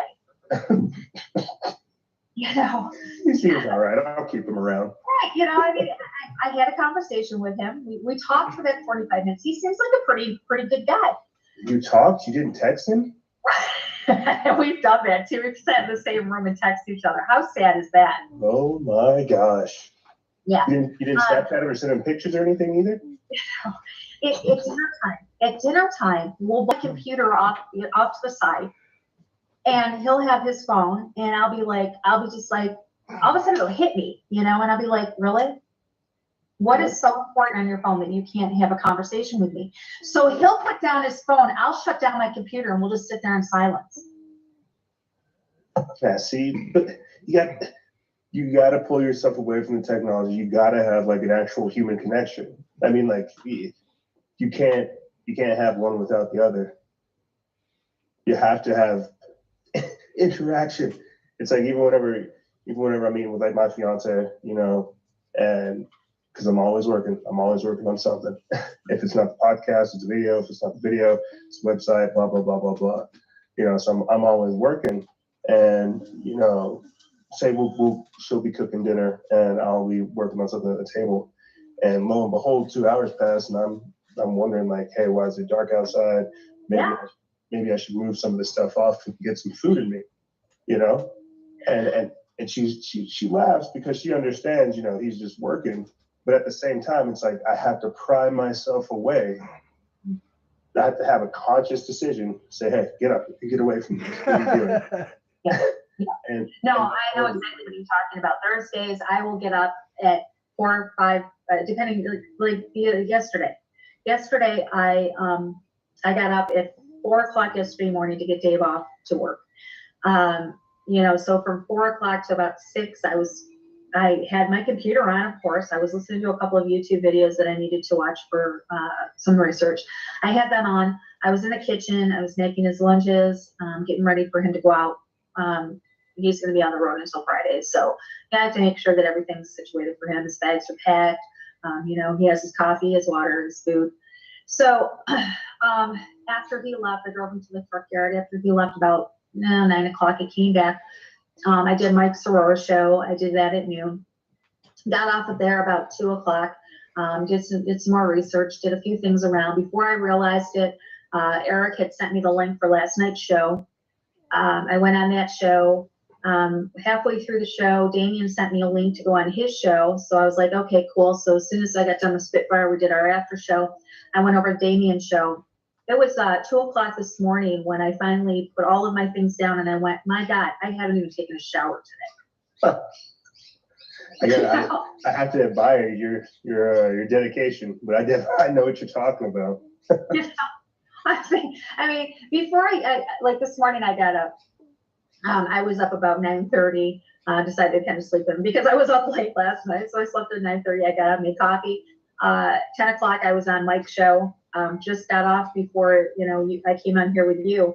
But you said to me, like, well, it's going to be a few minutes. And I'm like, cool. So I made myself a sandwich. It's like, well, at least I'll eat today. I'm not sure about the shower because, after I'm here, I'm going to be going on Spitfire tonight. So I may not get a shower today, but it's cool because I don't have to put my camera on. I'm glad that, we're taking up your shower time. It's funny because we get so caught up. But again, this is all part of their plan. They need to keep us busy. Exactly. So we don't see what they're doing. If I go down the street and I have my face in my smartphone, I'm not seeing the chemtrails being sprayed above my head. Mm-hmm. If I've got mainstream media on instead of anything, I'm being played the narrative. Mm-hmm. Today we reported on Democracy Springs, which is a protest happening right now in Washington, D.C. They're going to be there, I think, until either Saturday or Monday. The thing is, watching the narrative, and we had boots on the ground. One of our journalists, Cubby, was there today. Nice. He was there yesterday and today. He went there yesterday and he was given a pamphlet. In order to go to the protest or whatever, you had to go through this training course. And there's training for the next however many days it is. Also, moveon.org, 99 something it's all George Soros funded, and the Koch brothers are funding all of this. So again, we're being fed the narrative.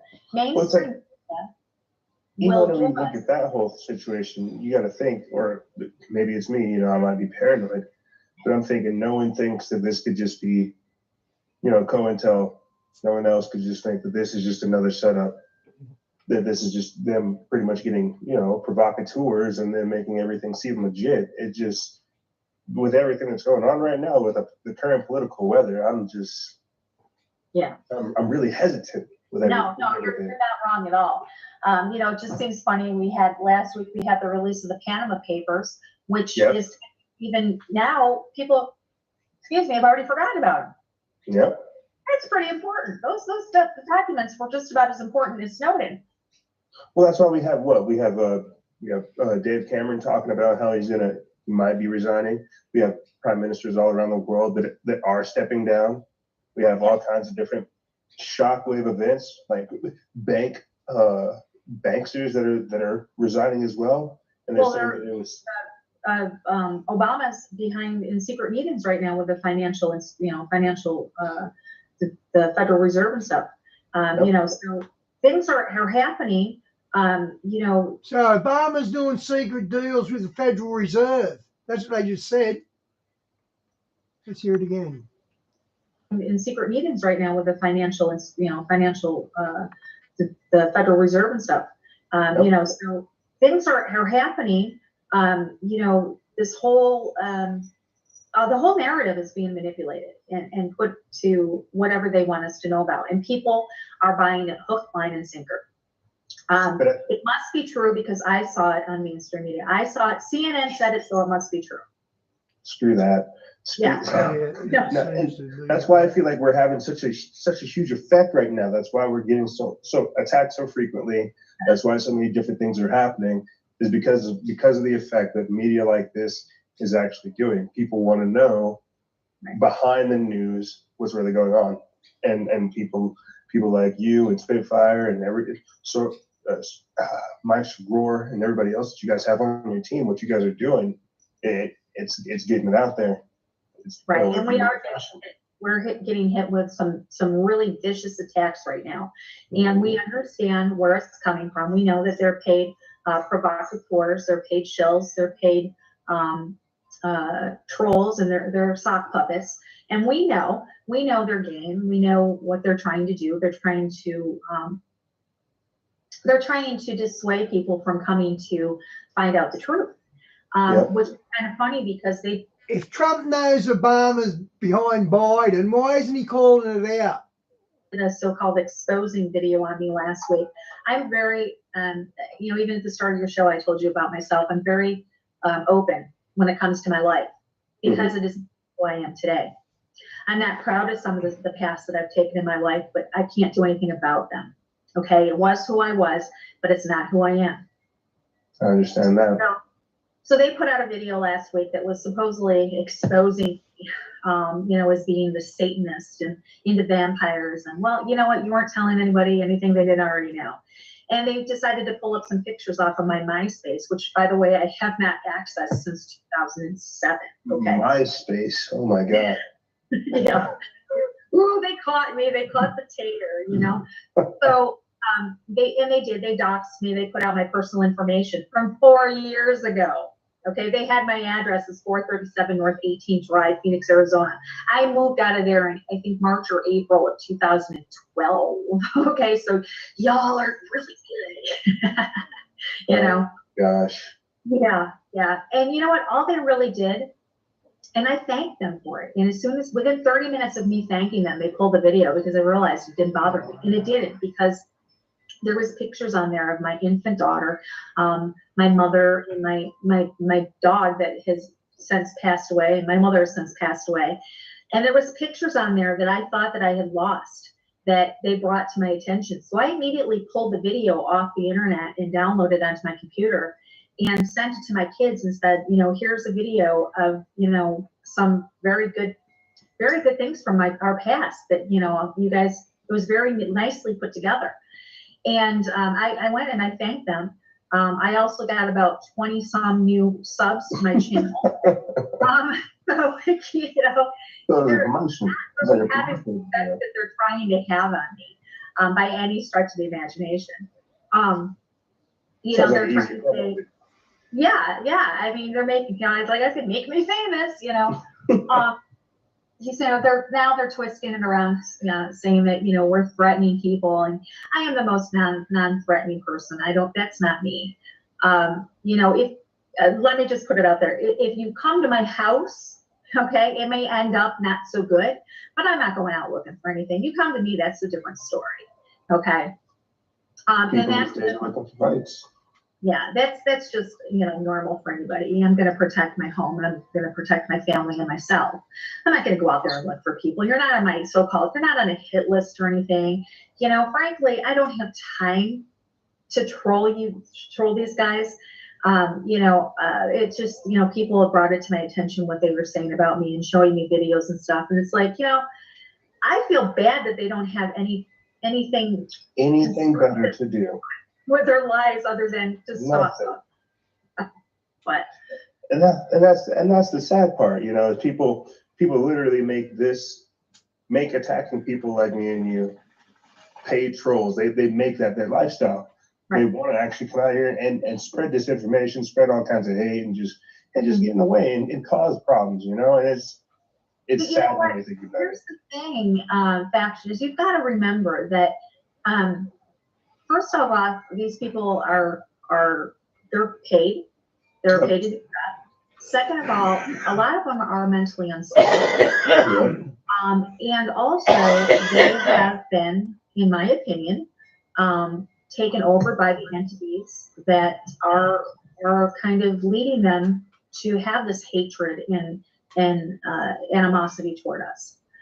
They are even possessed, hiding behind a screen, hiding behind a keyboard.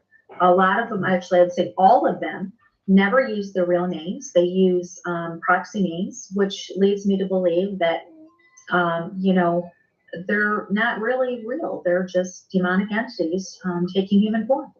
And see, this is kind of where I want to jump back into the whole techno sorcery and how technology is involved with a lot of this stuff, and why I feel like right now it's more important, because with artificial technology, with artificial intelligence, quantum computing, deep learning, machine learning, and all these other different things that are coming out. Cognitive learning machines. Cognitive learning machines giving, you know, self-awareness to AI. What they can do is they can create phony Instagram accounts, phony Twitter accounts, phony Facebook accounts, and they can essentially give consciousness to these trolls that are running code that only know to do just that. Absolutely, I mean, you are exactly right.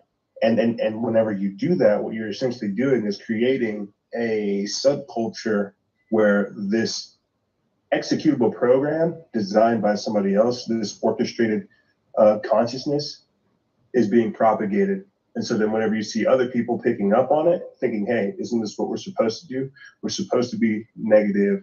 We're supposed to be degenerative. We're supposed to deny all this stuff right here. It creates this weird psychosis to where we have to deal with trolls who don't even understand what they're doing. Or who aren't even real. I mean, yeah, exactly. What is that new it's a new game that it's on the internet now, and it runs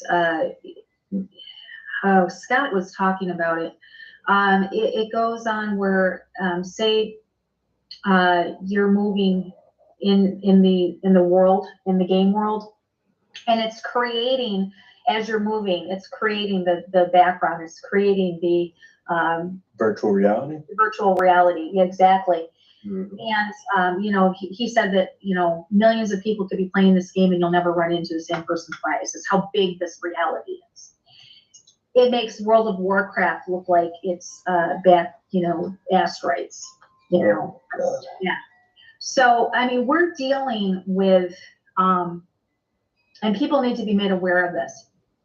We are not dealing with today's technology today. Nope. What we are given today, the elite and the governments of the world are about at least 75 to 100 years in advance. And that's just a conservative number. It could be as much as 200 to 500 years in advance to what we have today. They are utilizing fallen angel technology on us today. So this smartphone that I have in my hand is nothing compared to the smartphone that they have the ability to use and utilize. Yeah. Same thing with the internet. Whenever they give us, you know, a new upgrade or something, again, 50, 75, 100 years more advanced than what we can even imagine. So the AIs that we're seeing right now, the machines and the robots that we're seeing presented to us right now are nothing compared to what they have. I agree. I definitely agree. And you can see it because of how fast everything is rolling out. And I don't know if it's this year in particular, you know, maybe it's because I'm actually like looking for it, but it seems like every other day they're advancing some kind of new technology. You know, either synthetic immortality, drones that are going to start taking care of grocery shopping for us, or contact lenses with augmented lenses and these types of things. The technology, as you said, it is a fallen angel origin. It is from, well, Wrong way. antediluvian times, would you say, or pre-Noah times? Pre-Noah times, I would say. Yeah. Because, this technology that we're seeing now, the transhumanism, the melding of the iron and the clay, we were told about it in the book of Daniel. And as in the days of Noah, so shall it be in the time of the second coming. So we are definitely going back into that same time period. A lot of books have been removed from the Bible that explain all of this, and they've been removed for that very reason, that they explain all this. There were in that time everything that we were taught as children in school, as far as the mythology, the Greek and Roman mythological creatures, the half human, half animal creatures. Those were not myths; those were real. Mm-hmm. The DNA mixing that they did back then started with the fallen angels taking wives of the humans and creating the Nephilim. So, this all started way back before the time of Noah, and it is now materializing again, which, like I said, we were told in the book of Daniel that there would be in the final era the melding of the iron and the clay. And I do believe the iron being the technology and the clay being the flesh. I agree. I agree. Because, you can see it. And that's why the Smithsonian, that's why other archaeological institutions try to deny the existence of giants, because it leads credence to the Bible. Absolutely. And they don't want that, because then that's what the answers are. And as you said before at the start of this, whenever you start doing all your deep research, it always leads back to Jesus Christ, to God, to the Bible. Right. And people, and they don't want that. People can say that I don't believe in the Bible. The Bible's a fairy tale. It's not true, blah, blah, blah, whatever. I don't care. The Bible is the only book that is banned in how many countries of this world?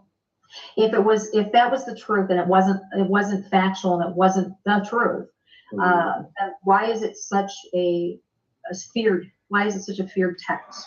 Mm-hmm. The Bible is the only book that we're being able to find ruins to support the stories that are in it.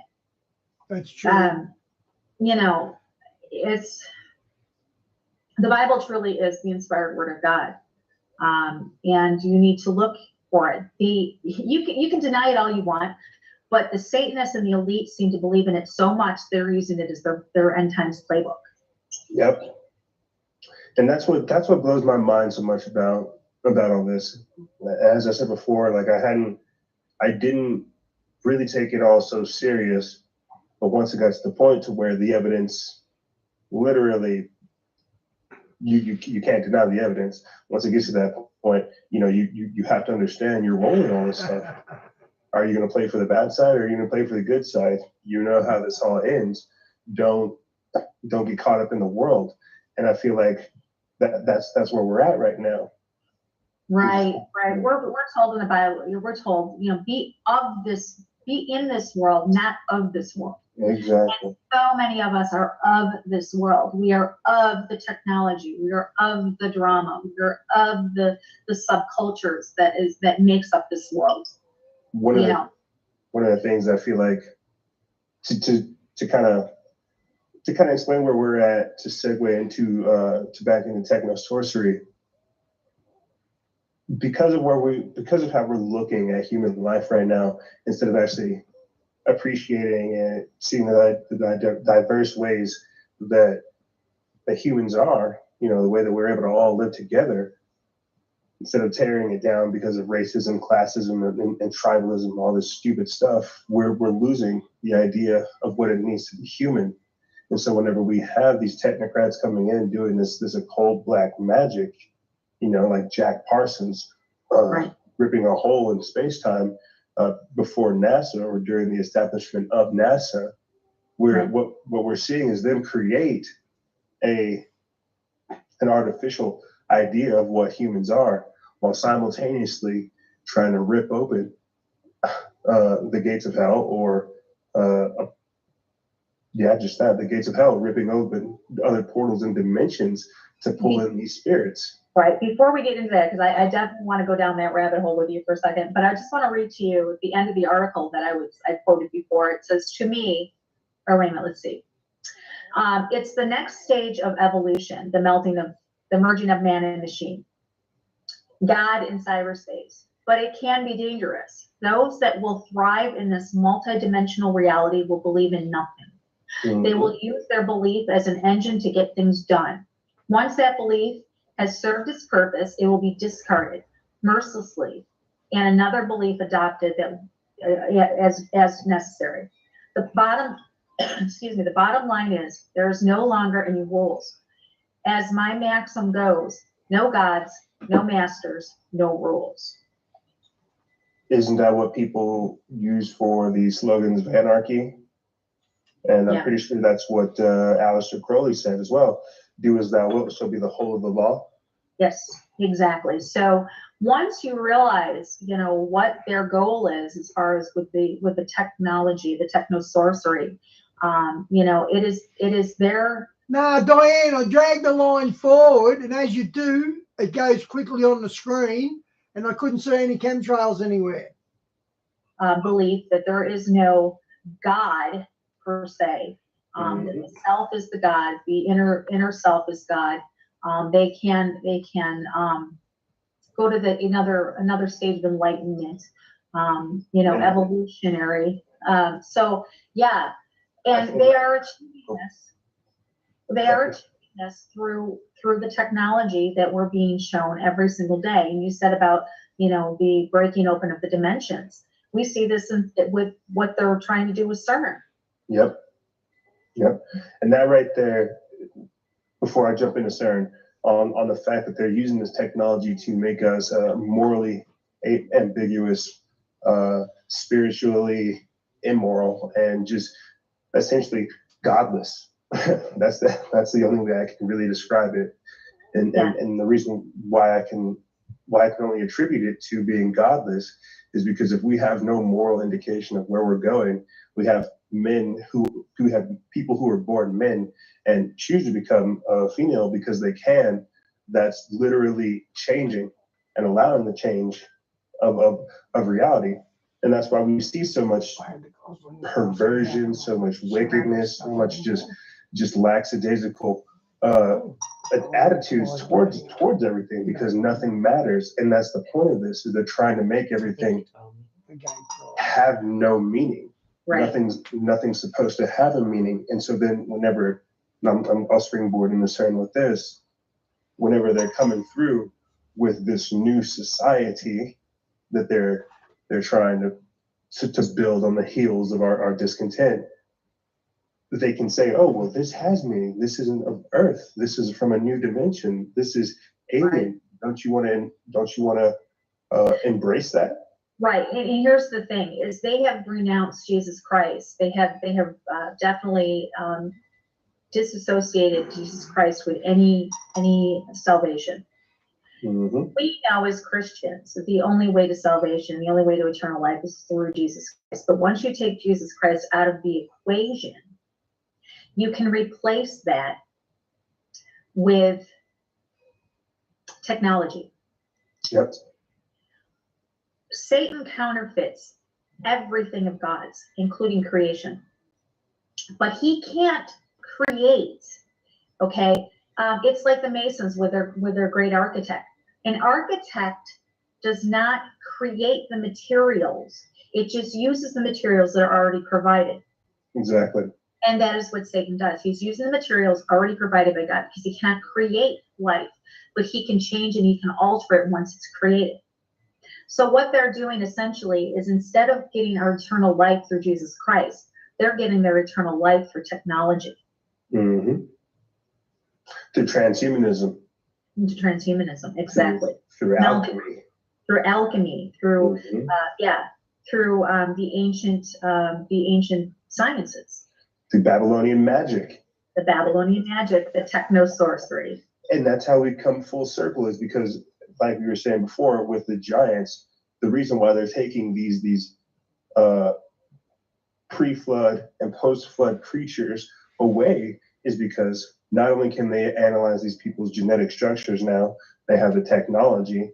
They can also Okay, thanks, Shawnee. I'll go look. They can replicate anything that made muscle, anything that made the giant, and then they can endow other people onto that with super soldiers, with artificial creatures, with genetically modified humans, human-animal chimeras. Again, they cannot create life, but they can alter and manipulate it. Exactly, and I feel like whenever, and this might be one of my far-fetched theories, but whenever we're looking at these hybrids and these creatures that are being grown, we were born in the image of God. Therefore, we are given souls. I was just going to actually go down this. Well, then you know what I'm trying to say. We were given souls. Yeah. You have to ask yourself. You have to ask yourself, and I've actually put forth this question to several people, and I have yet to be able to get an answer. But like I said, Satan cannot create life, okay? But people are going to say, no, that's not, wait a minute. We can create life in a petri dish. No. But the question is, if you're cloning another person, or if you're cloning another animal, or if you're cloning whatever, does that, because essentially it's a golem. A golem is an empty, soulless vessel. Yep. Okay, so now you have this golem, which is this vessel. That entity does not have a soul, because the spark of life did not come from God. Nope. And once you have that soulless being, it can be manipulated and possessed, because the only thing that keeps us... I love Facebook, but Facebook hates me. From being... Yeah, I never denied Australia has chemtrails. I just said I've never seen them. And that 2 or 3 streaks, that's not like when you guys are like a checkboard in the sky, but we do seem to have chemtrails. Completely and totally possessed is not only our salvation through Jesus Christ, but it's our soul. It fights against that possession. If you don't have that fight, you're easily taken over, and you become a demonic creature. Well, one of my thoughts on that is with CERN and all the tearing of dimensions, the allowing of extra dimensional consciousness or interdimensional consciousness with these creatures that are being grown. As you said, they don't have spirits, they don't have souls, they don't have God-given souls. What if CERN is opening the hole or different dimensions, and while we're sitting here growing these creatures, we're essentially giving these extra dimensional consciousnesses, these spirits, bodies, and then they'll be described as aliens. And here's the thing. What happened is during the flood, when God sent the great flood, these creatures and these entities were killed. Their spirits are now known as disembodied spirits. These disembodied spirits, once they are unleashed, whether it be, however, CERN bringing these bodies back or bringing these demons back, they are going to be scampering to try to find new bodies. So here's the thing: this is just my thoughts on this. I cannot support it. I cannot disregard it either. Disembodied demons can take the form of any living creature. Boss, post a link, please. It can take the form of a human, alive. It can reanimate a dead body. It can possess our animals. I believe it can even possess plants. If you look at all of the Hollywood depictions of zombies, Yep. and you can look at that alongside of a demonically possessed individual, we're talking about the same thing. Yep.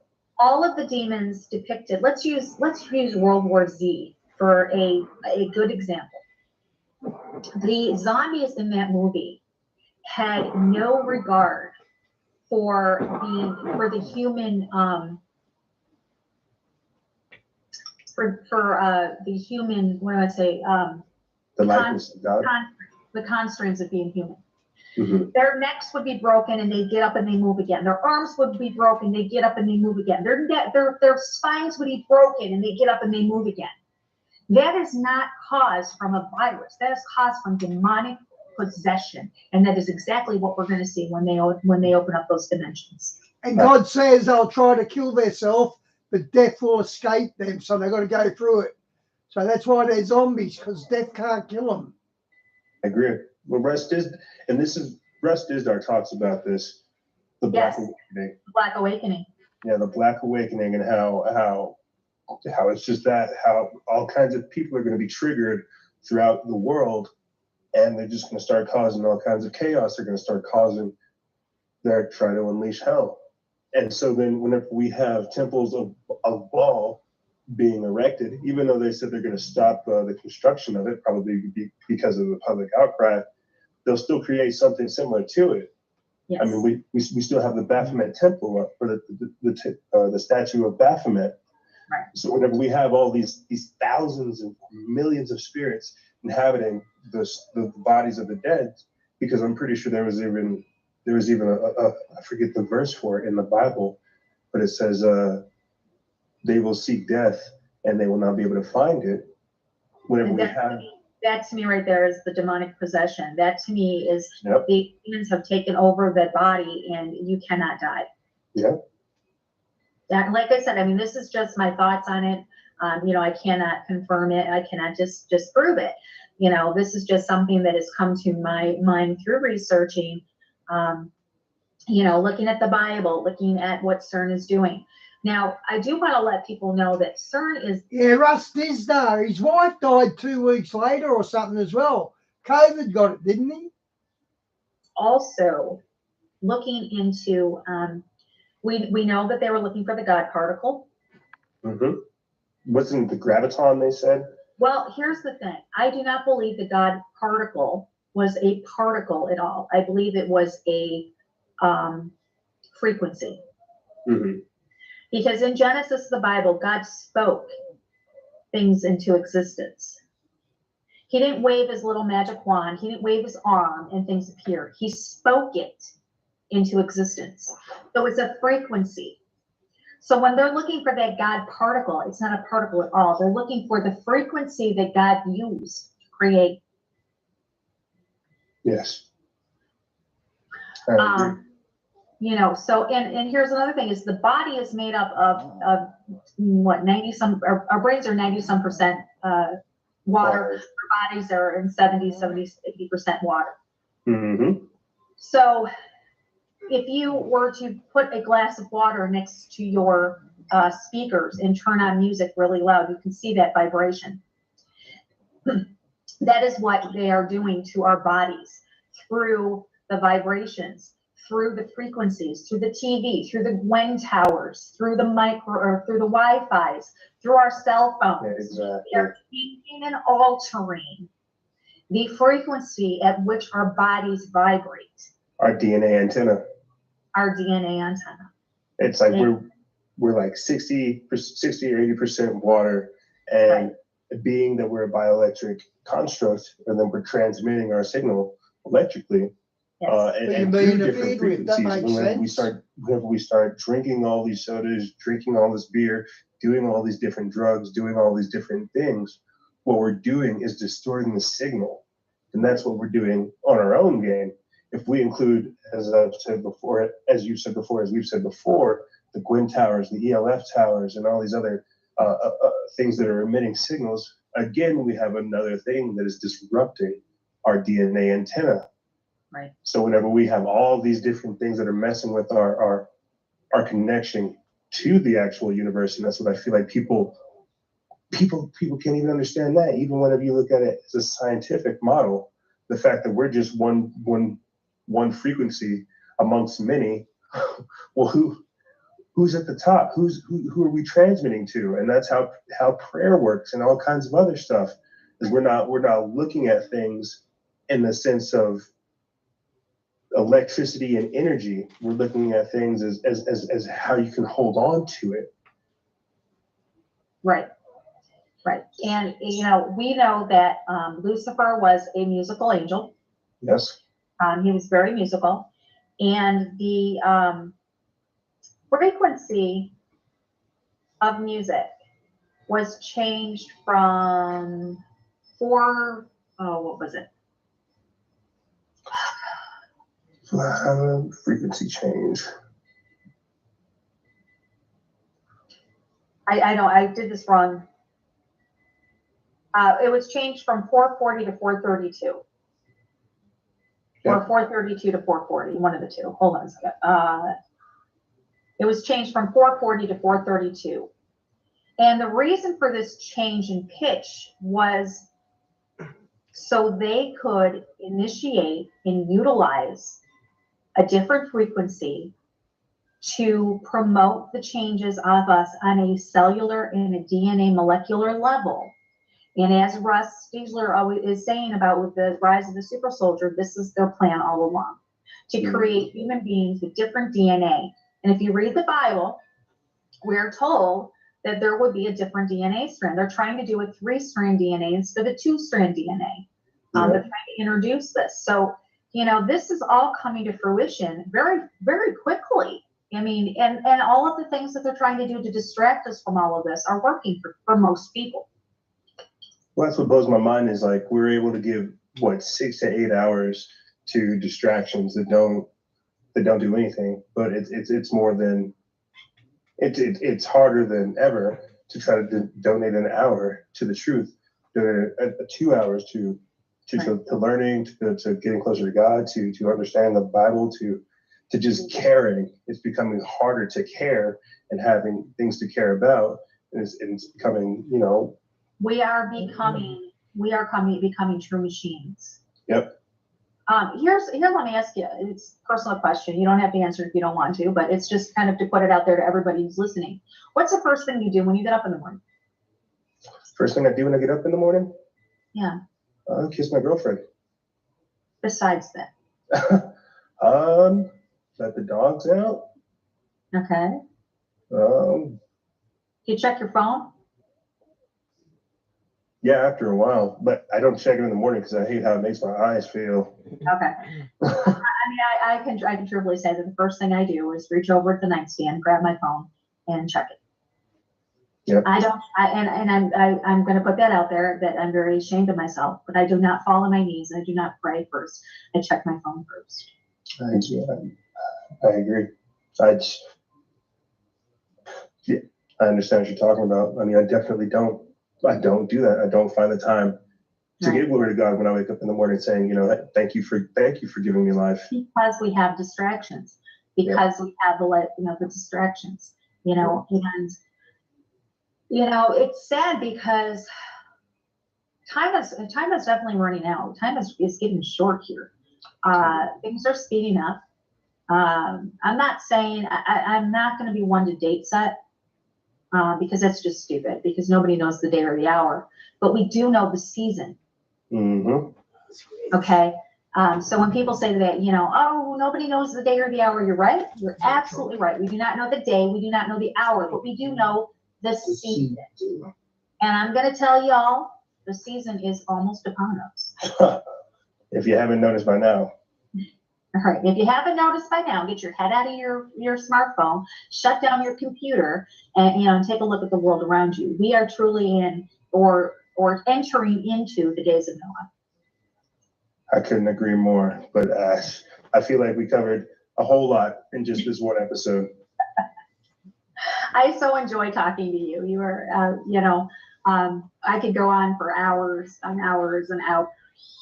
Okay, guys, I'll finish with a half-hour bit on God rules. Where is it? Hang on. No, prophecy withstand. Migrants will fill thee with men as with caterpillars.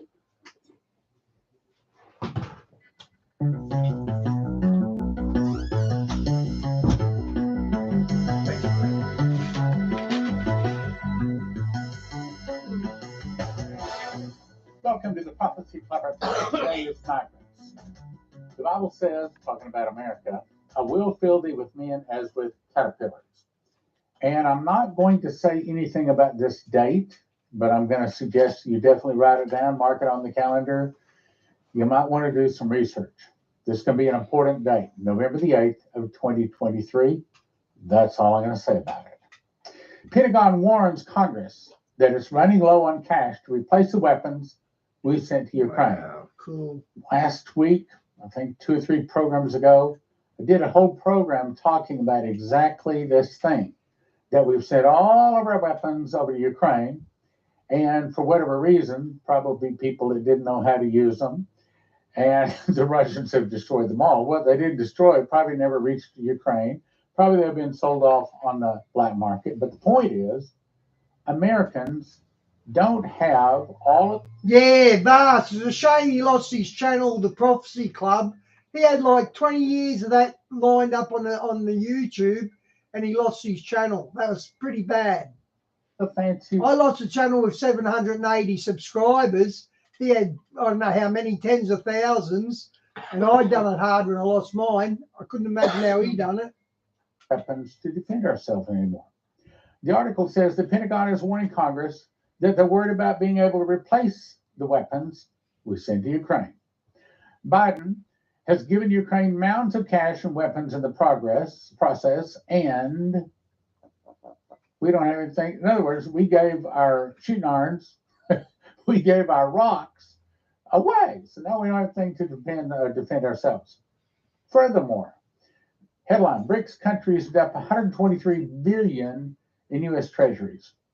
As you recall, Shane Warren was told back in 2011 in a vision that the U.S. dollar would eventually be worthless as leaves blowing in wind. And he was told what will start that is when they start selling oil in another currency other than the dollar. Wow. That's where he started.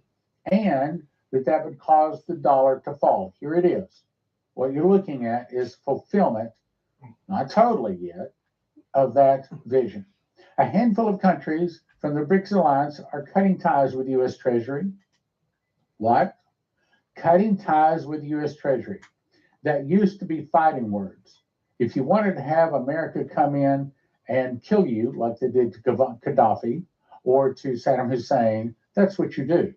You go against that U.S. Treasury, and that's what they've done. But of course, now, since God is against us, no one is coming to stop them.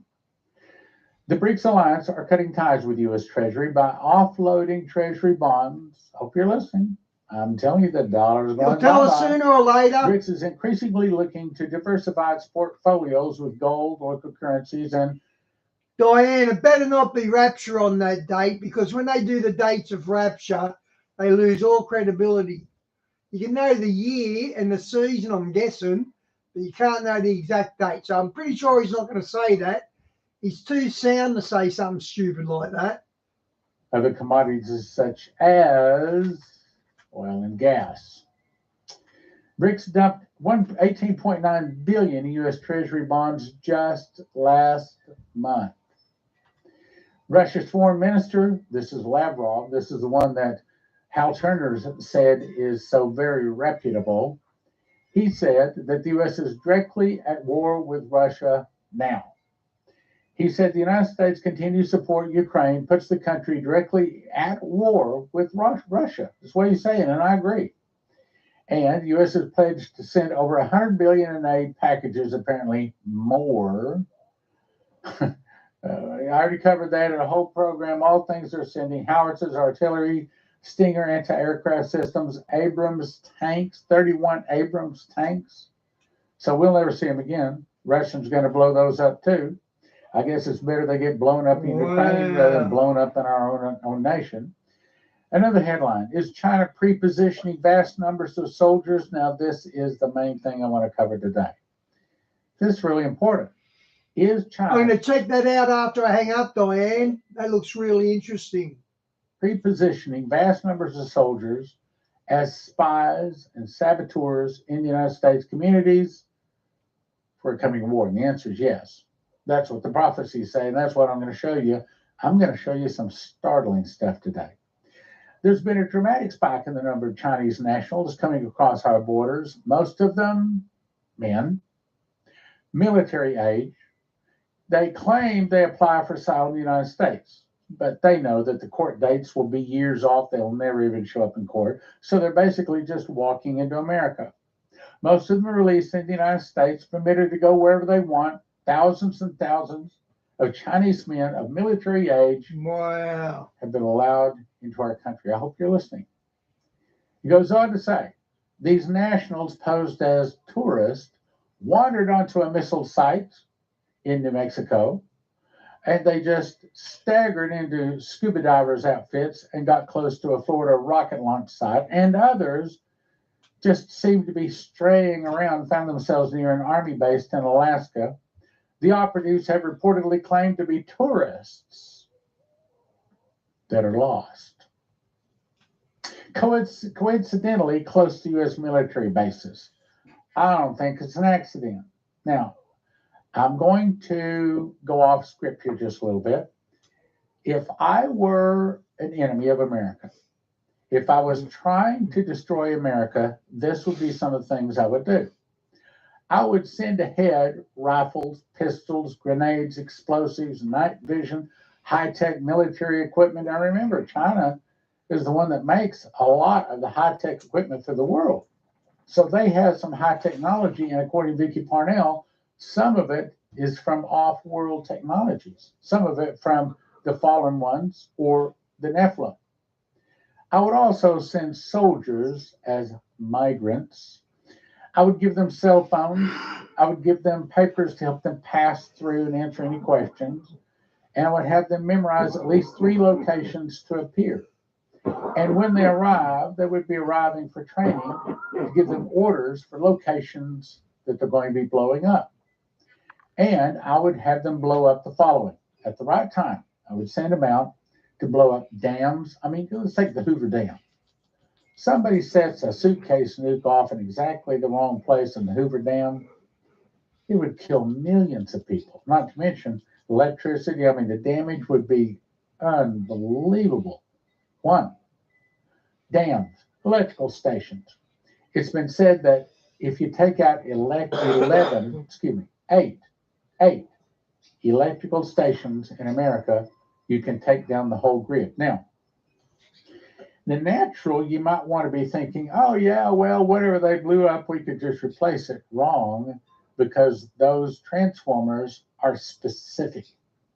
And they have to be made to specifically fit that application. And they have to be made, because they don't make them in America, of course, have to be made overseas. And it takes 2 or 3 years for the order to get in. And guess where they're probably being made? That's right, China. Who knows, maybe Russia. Meaning, when the grid goes down, it's probably not coming back. Now, again, I told you, I walked around for 2 or 3 days praying, Lord, show me what I need to do to get ready. One of the things he told me to do is to get solar.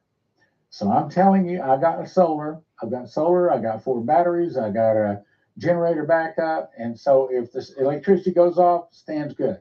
How about you? Now, if you want someone to advise you on it, I suggest you call my good friend Joe at solarsurge.net. Solarsurge.net, not .com, solarsurge.net. And I can tell you right now, if you just get solar panels, you don't have much. Solar panels plus battery, you're pretty good. But the ideal thing is have solar panels, battery backup, and generator. And in my particular case, it cost me like $150 a month more than I was paying before. So would you give $100, depends on your situation, 100 to, let's say at the most $200 a month more, so that when electricity goes down, you still have it? Dams, electrical stations, refineries. Okay, so what happens when there's no gasoline to put in your tank? Food manufacturing places. Do you have food? josephkitchen.com. Poison water supplies. We've had several programs of prophecies that say that the water is going to be poison. Speaking of that, I probably need to jump to that. I wasn't planning on doing it right here, but let me just jump to it. So I called the office. This is an update on Berkey. Yes. Berkey water filters still going away. Yes, they filed suit. They're trying to stop it, but at this point, we don't know if they're going to. We have a large order of royals and filters heading our way, but all of them are already spoken for except for 12 royals. We don't have any more filters, but the royal, I think, comes with 4 filters. So if you order a royal Berkey, it's either 2, but I think it's 4, whatever it is. So go to prophecyclub.com, one of the last 12 royal, and we don't know if we're going to be able to get more. We're going to try to, but we don't know if we can. And delivery is expected to be now. Hi, Susan. Welcome to the channel. And yes, people are panic buying Berkeys. All right, let me go back to what I was talking about here. Okay, so I would blow up dams, poison water supplies. I would blow up grain storage places. I would burn wheat fields and cornfields. I would burn those. I mean, I would take people's food away. And there's a scripture that says that God is going to kill all of her bullocks or her cows. Remember, the way we got the Indians to succumb to us back 100, 150 years ago, we killed their food supply. Exactly right. Remember Buffalo Bill, Wild Bill Cody, and all of that sort of stuff? They sent them out and they killed. I've seen old black and white photos of skulls of buffaloes that make a pyramid that stand like 40 foot tall. Like there must be hundreds of thousands of buffaloes in this pyramid of skulls. It's really disgusting. The buffalo was the food source for the Indians. When the food source dried up, they had to do as the white man wanted them to do, and they put them on reservations. So that's the way you control people. You take their food away. Remember, Kissinger was reported as saying, he who controls food supply controls the people. He who controls energy can control entire continents, but he who controls the money can control the world. That's what they want to do. So food manufacture, poison water supplies, grain storage, burning churches, burning schools. Why burn the churches? Because that's the problem. You get rid of the churches, you got rid of the problem. Recruited Satanists. I would recruit Satanists within the alphabet agencies, which I probably should not say those words, but you can read them. You know what I'm talking about. I would also recruit people in high positions in military. I would also hire and train and arm like maybe 87,000 agents with military training and military weapons.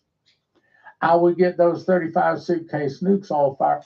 Diane, I don't get that link you just posted. I thought the election's next year.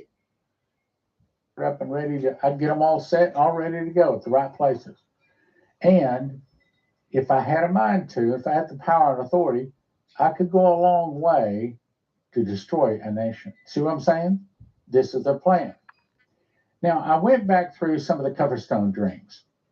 And I know this is small writing, but I'm not going to read it all, okay? I just want to point out a couple of things. Some of them, the things that are written in the dreams, did not come to pass. I don't think he missed. I think that he did what he was supposed to do. We were supposed to pray it away, and I think we did. Remember, we did the solemn September assembly. Yeah, Diane. Yeah, I was talking about the next election. That says election day 2023 in the United States. I didn't think that no one's even nominated for the Republican Party, so I'm not understanding the link you posted. Matter of fact, we did, 2 or 3 of them? There's been some serious prayers go up to stop this stuff. We need to keep praying. Okay, so let's go on. Coverstone. I was hearing news reports and seeing newspaper headlines with serious face reporters announcing deaths all over the country in both rural and metropolitan areas. Oh, okay. You have other elections like state elections and things like that. I understand that. Yep, I got you. The reports were about water systems being poisoned in various areas around the country. I saw headlines saying entire communities poisoned through water supply. I'll say that again. You see, we prophecy students, we watchmen tend to get hardened. We tend to think, it's going to happen someplace else, it's not going to happen here. Look, my water, right? I ran through a Berkey water filter. All of my water goes through a Berkey water filter. I saw headlines suggesting entire communities poisoned through water supply. Leslie had a dream about it. Several people have been warned. Reporters were telling people to drink nothing but bottled water or water they knew was not connected to the local water supply or the public water supply. It was affecting both larger and smaller communities. So you folks in the rural areas think, oh, it's never coming here. You better get another think or two. That's why we say it down Texas way. It was affecting both larger and smaller communities, but not every community. It was impacting the West more so than other places. National Guard units, fully armed, were called out to watch the water facilities. Thousands were reported as having died, and hospitals were full of heavily poisoned people getting medical treatment, and FEMA centers were being set up in those regions. An emergency broadcast announcement was running along the bottom of the TV screens, monitors stating, boiling, are you listening? Boiling is not an effective way of making any water safe. Look, if it's a virus or if it's a bacteria, boiling is fine, kill it. But if it's a poison, or if it's a chemical, or if it's a water moccasin or a cobra venom, boiling won't kill it. Let's continue with another Coverstone dream. Just reading a paragraph. I saw armed protesters fighting in the streets, people hitting one another, a constant sound of gunfire, people hiding in their homes, lights out, gun in hand, looking back to check on their families. Businesses shuttered, schools closed, schoolrooms, cobwebs in them. Yes, that happened back in COVID, but I'm going to show you why it's talking about the future. This, sort of came, but not the full fulfillment. No one had been in there for months. Here's the part that hasn't happened yet. I saw bank buildings with roofs being taken off. This is not tornadoes. Money flying through the roof like a vacuum cleaner. In other words, the dollar becomes worthless. See, this is talking about yet the future. I saw wealth taken away. That's talking about yet the future. Fires everywhere. People being rounded up by who? Chinese and Russian soldiers on the ground. Russian soldiers telling Chinese soldiers to go get these people, go get those people, round them up, secure this quadrant, take them to this place. There are barbed wire prison camps that have no roads leading to them. In other words, they take you off in a helicopter and you're never seen again. Don't count on someone coming up into the barbed wire fence. They don't know where it is. Blue helmets of the UN. Military things taking place. No sign of President Trump. No sign of leadership in Washington, D.C. I saw people hiding in their homes and garages, churches burning, homes being burned, absolute chaos. And I saw the fist punch the November calendar of 2020. Now, this didn't come in 2020. Yeah, sort of. But the banks didn't have the money leave in 2020. That's future. We've not seen Chinese and Russian soldiers showing up, rounding people up yet. That's yet in the future. So the question you got to ask yourself is, what year is this talking about? Is this talking about 2020? No. It's talking about 2023, possibly 2024, probably. They better have Chinese in the FEMA camps or I'm not going. As in Chinese roast stuck in that. 25, if we could stretch it out that far, I'll be blessed. Not as in Chinese jailers. Yes. Then I heard the words, brace yourself, brace yourself, brace yourself 3 times. Now, what is brace yourself? Brace yourself is stop sinning, repent, turn to Jesus with your whole heart, read your King James Bible, get you a prayer closet, and get closer to Jesus. That's the most important thing. Let me show you. This is where I got the scripture for the title of the program today. The Lord of hosts has sworn by himself, saying, surely I will fill thee with men as with caterpillars, and they shall lift up a shout against thee. Meaning, the people that are coming across our borders right now are not just going to talk bad about us. They're going to get organized and they're going to try to kill us. Let me refresh your memory. 2002, this was 21 years ago, folks. Leslie was told these 5 things. Israel will give the Palestinians a state. My guess is that'll happen in 2024. I said guess. Israelis strengthen the military. I think that'll happen in 24. Oil discovered in Israel, 23 or 24. Oil makes Jews fight for the land, probably 24. Israel and America fight the Arab war. So that's probably 2024, 5, and that's not Armageddon. Then the headlines I've covered many times. Omer ushers in Palestinian state. Let me show you. So this is this.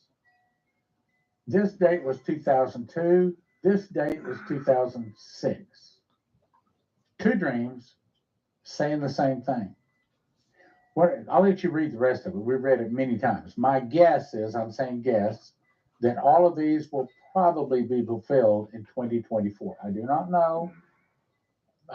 Look, I should have the right to guess. Okay, I'm not predicting. God has not told me. So if it doesn't happen in 2024, don't attack me.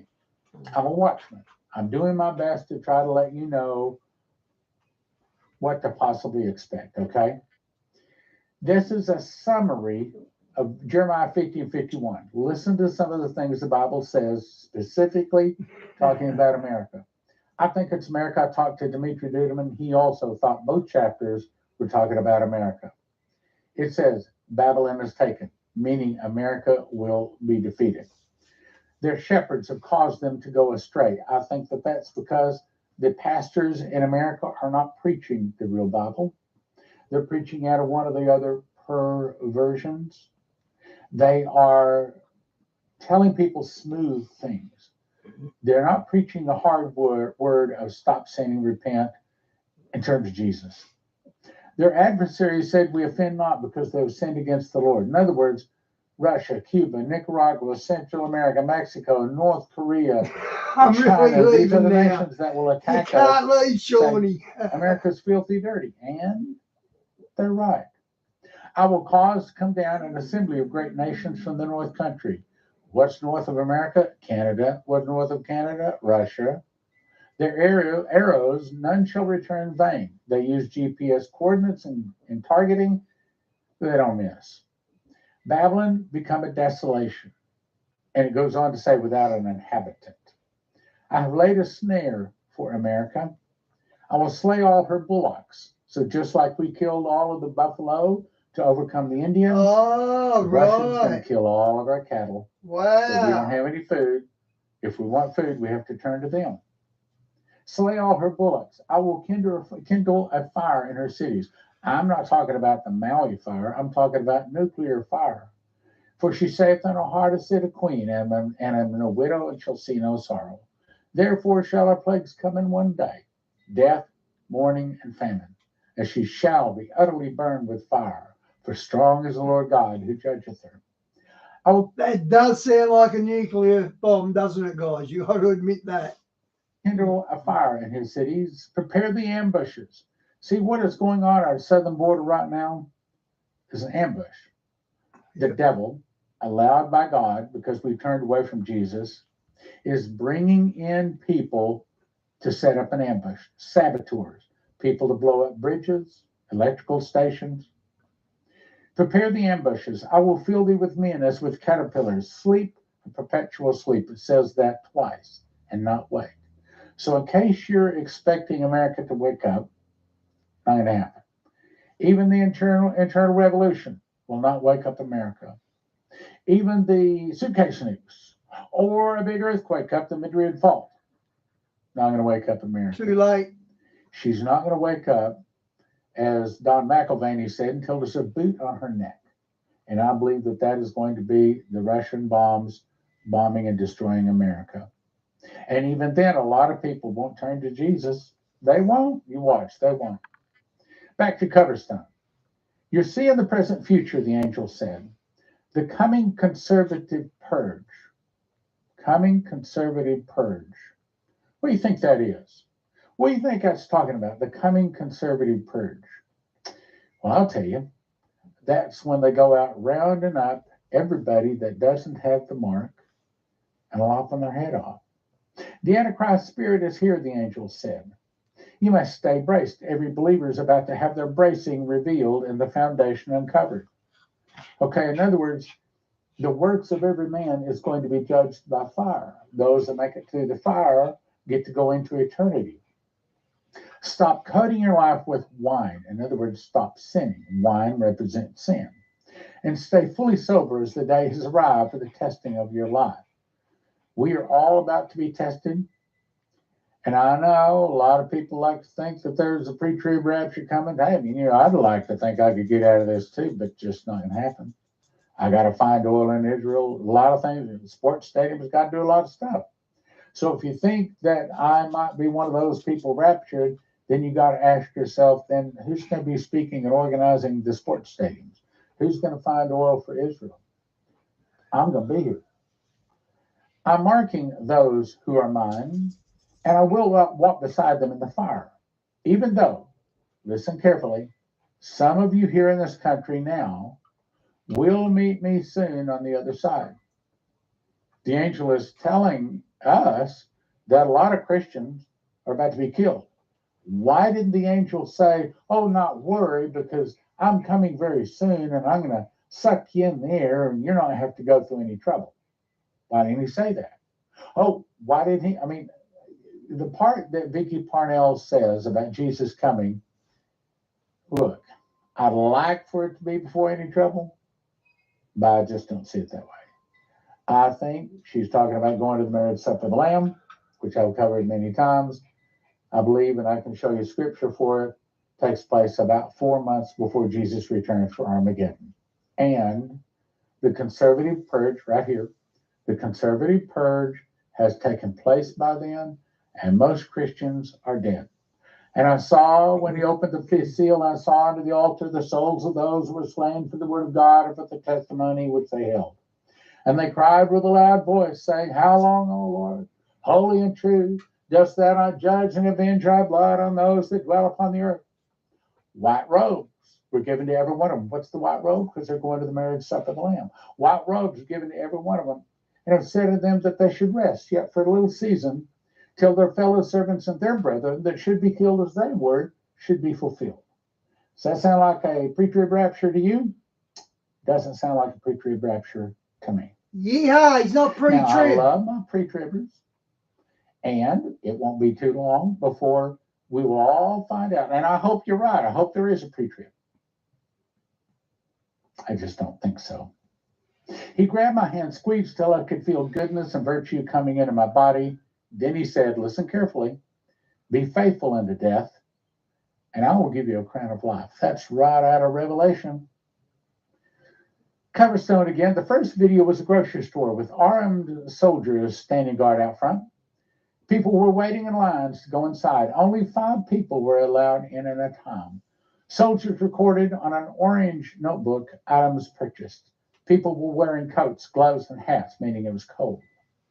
Second video showed people in a green van marked coroner, in blue letters, pulling up to a house with a large red X-2 on the door. There was about 3 inches of snow on the ground, and the windows on the house were iced over. Could that be this winter? Could be. The van had a sticker on the front windshield that said, Minnesota, Wisconsin Response Team. 4 people stepped out of the van wearing heavy coats, gloves taped to the coats, wide taped, virus. 2 frozen bodies were brought out that appeared to be in a fetal position. Let me close with a bit of encouragement. So I've been studying this prophecy since probably 1985, maybe before then. Heard about Dimitri in 1987. For the last 30 years, prophecy has been my full-time income. That's what I do for a living. And in all that time, 130 guest speakers, 330 DVDs, 4 books, memorizing Revelation, all of that time, I've never had a dream of being put in a barbed wire prison camp. Never had a dream of handcuffs, neither has my wife nor any of my children. No one in the Johnson family has ever had a dream of ever being put in some kind of a barbed wire prison camp. Ever. I believe that God is going to take care of us. And I might say, probably a lot of people say, I don't know how you do what you're doing. I mean, I don't know how you don't slash your wrists. I love it. I love it. I think I have the best job in the world. Saying these things does not bother me because in my heart, I know Jesus. He has the keys of hell and death. He says in Deuteronomy 32, I kill, I make alive, I wound, I heal. And neither can any deliver out of my hand. Jesus is the righteous judge at the Bema seat, the judgment seat of Christ. And Jesus is the judge at the great white throne on the Feast of Atonement. He decides who lives, who dies, how they die, when they die, and where they spend eternity. I'm not worried about this coming. I'm not worried a bit. I know that God is going to take care of me. And if you don't know, you best be finding out and asking Jesus to forgive your sin. Yeah, Vas, it's too late now, isn't it? I suggest you walk around for the next 3 days as I did, begging Jesus, asking him, Lord, show me what I need to do to be prepared. And by the way, our goal is not to try to live as long as we can live. Our goal is to be ready so that we can be a minister and point a whole bunch of people to Christ in the days ahead. Okay, guys, I'm out. There's only got a minute left. See you tomorrow. Being able to help those people God bless, guys. that didn't believe this stuff, that weren't prepared. That's a very big weakness when they say, how'd you know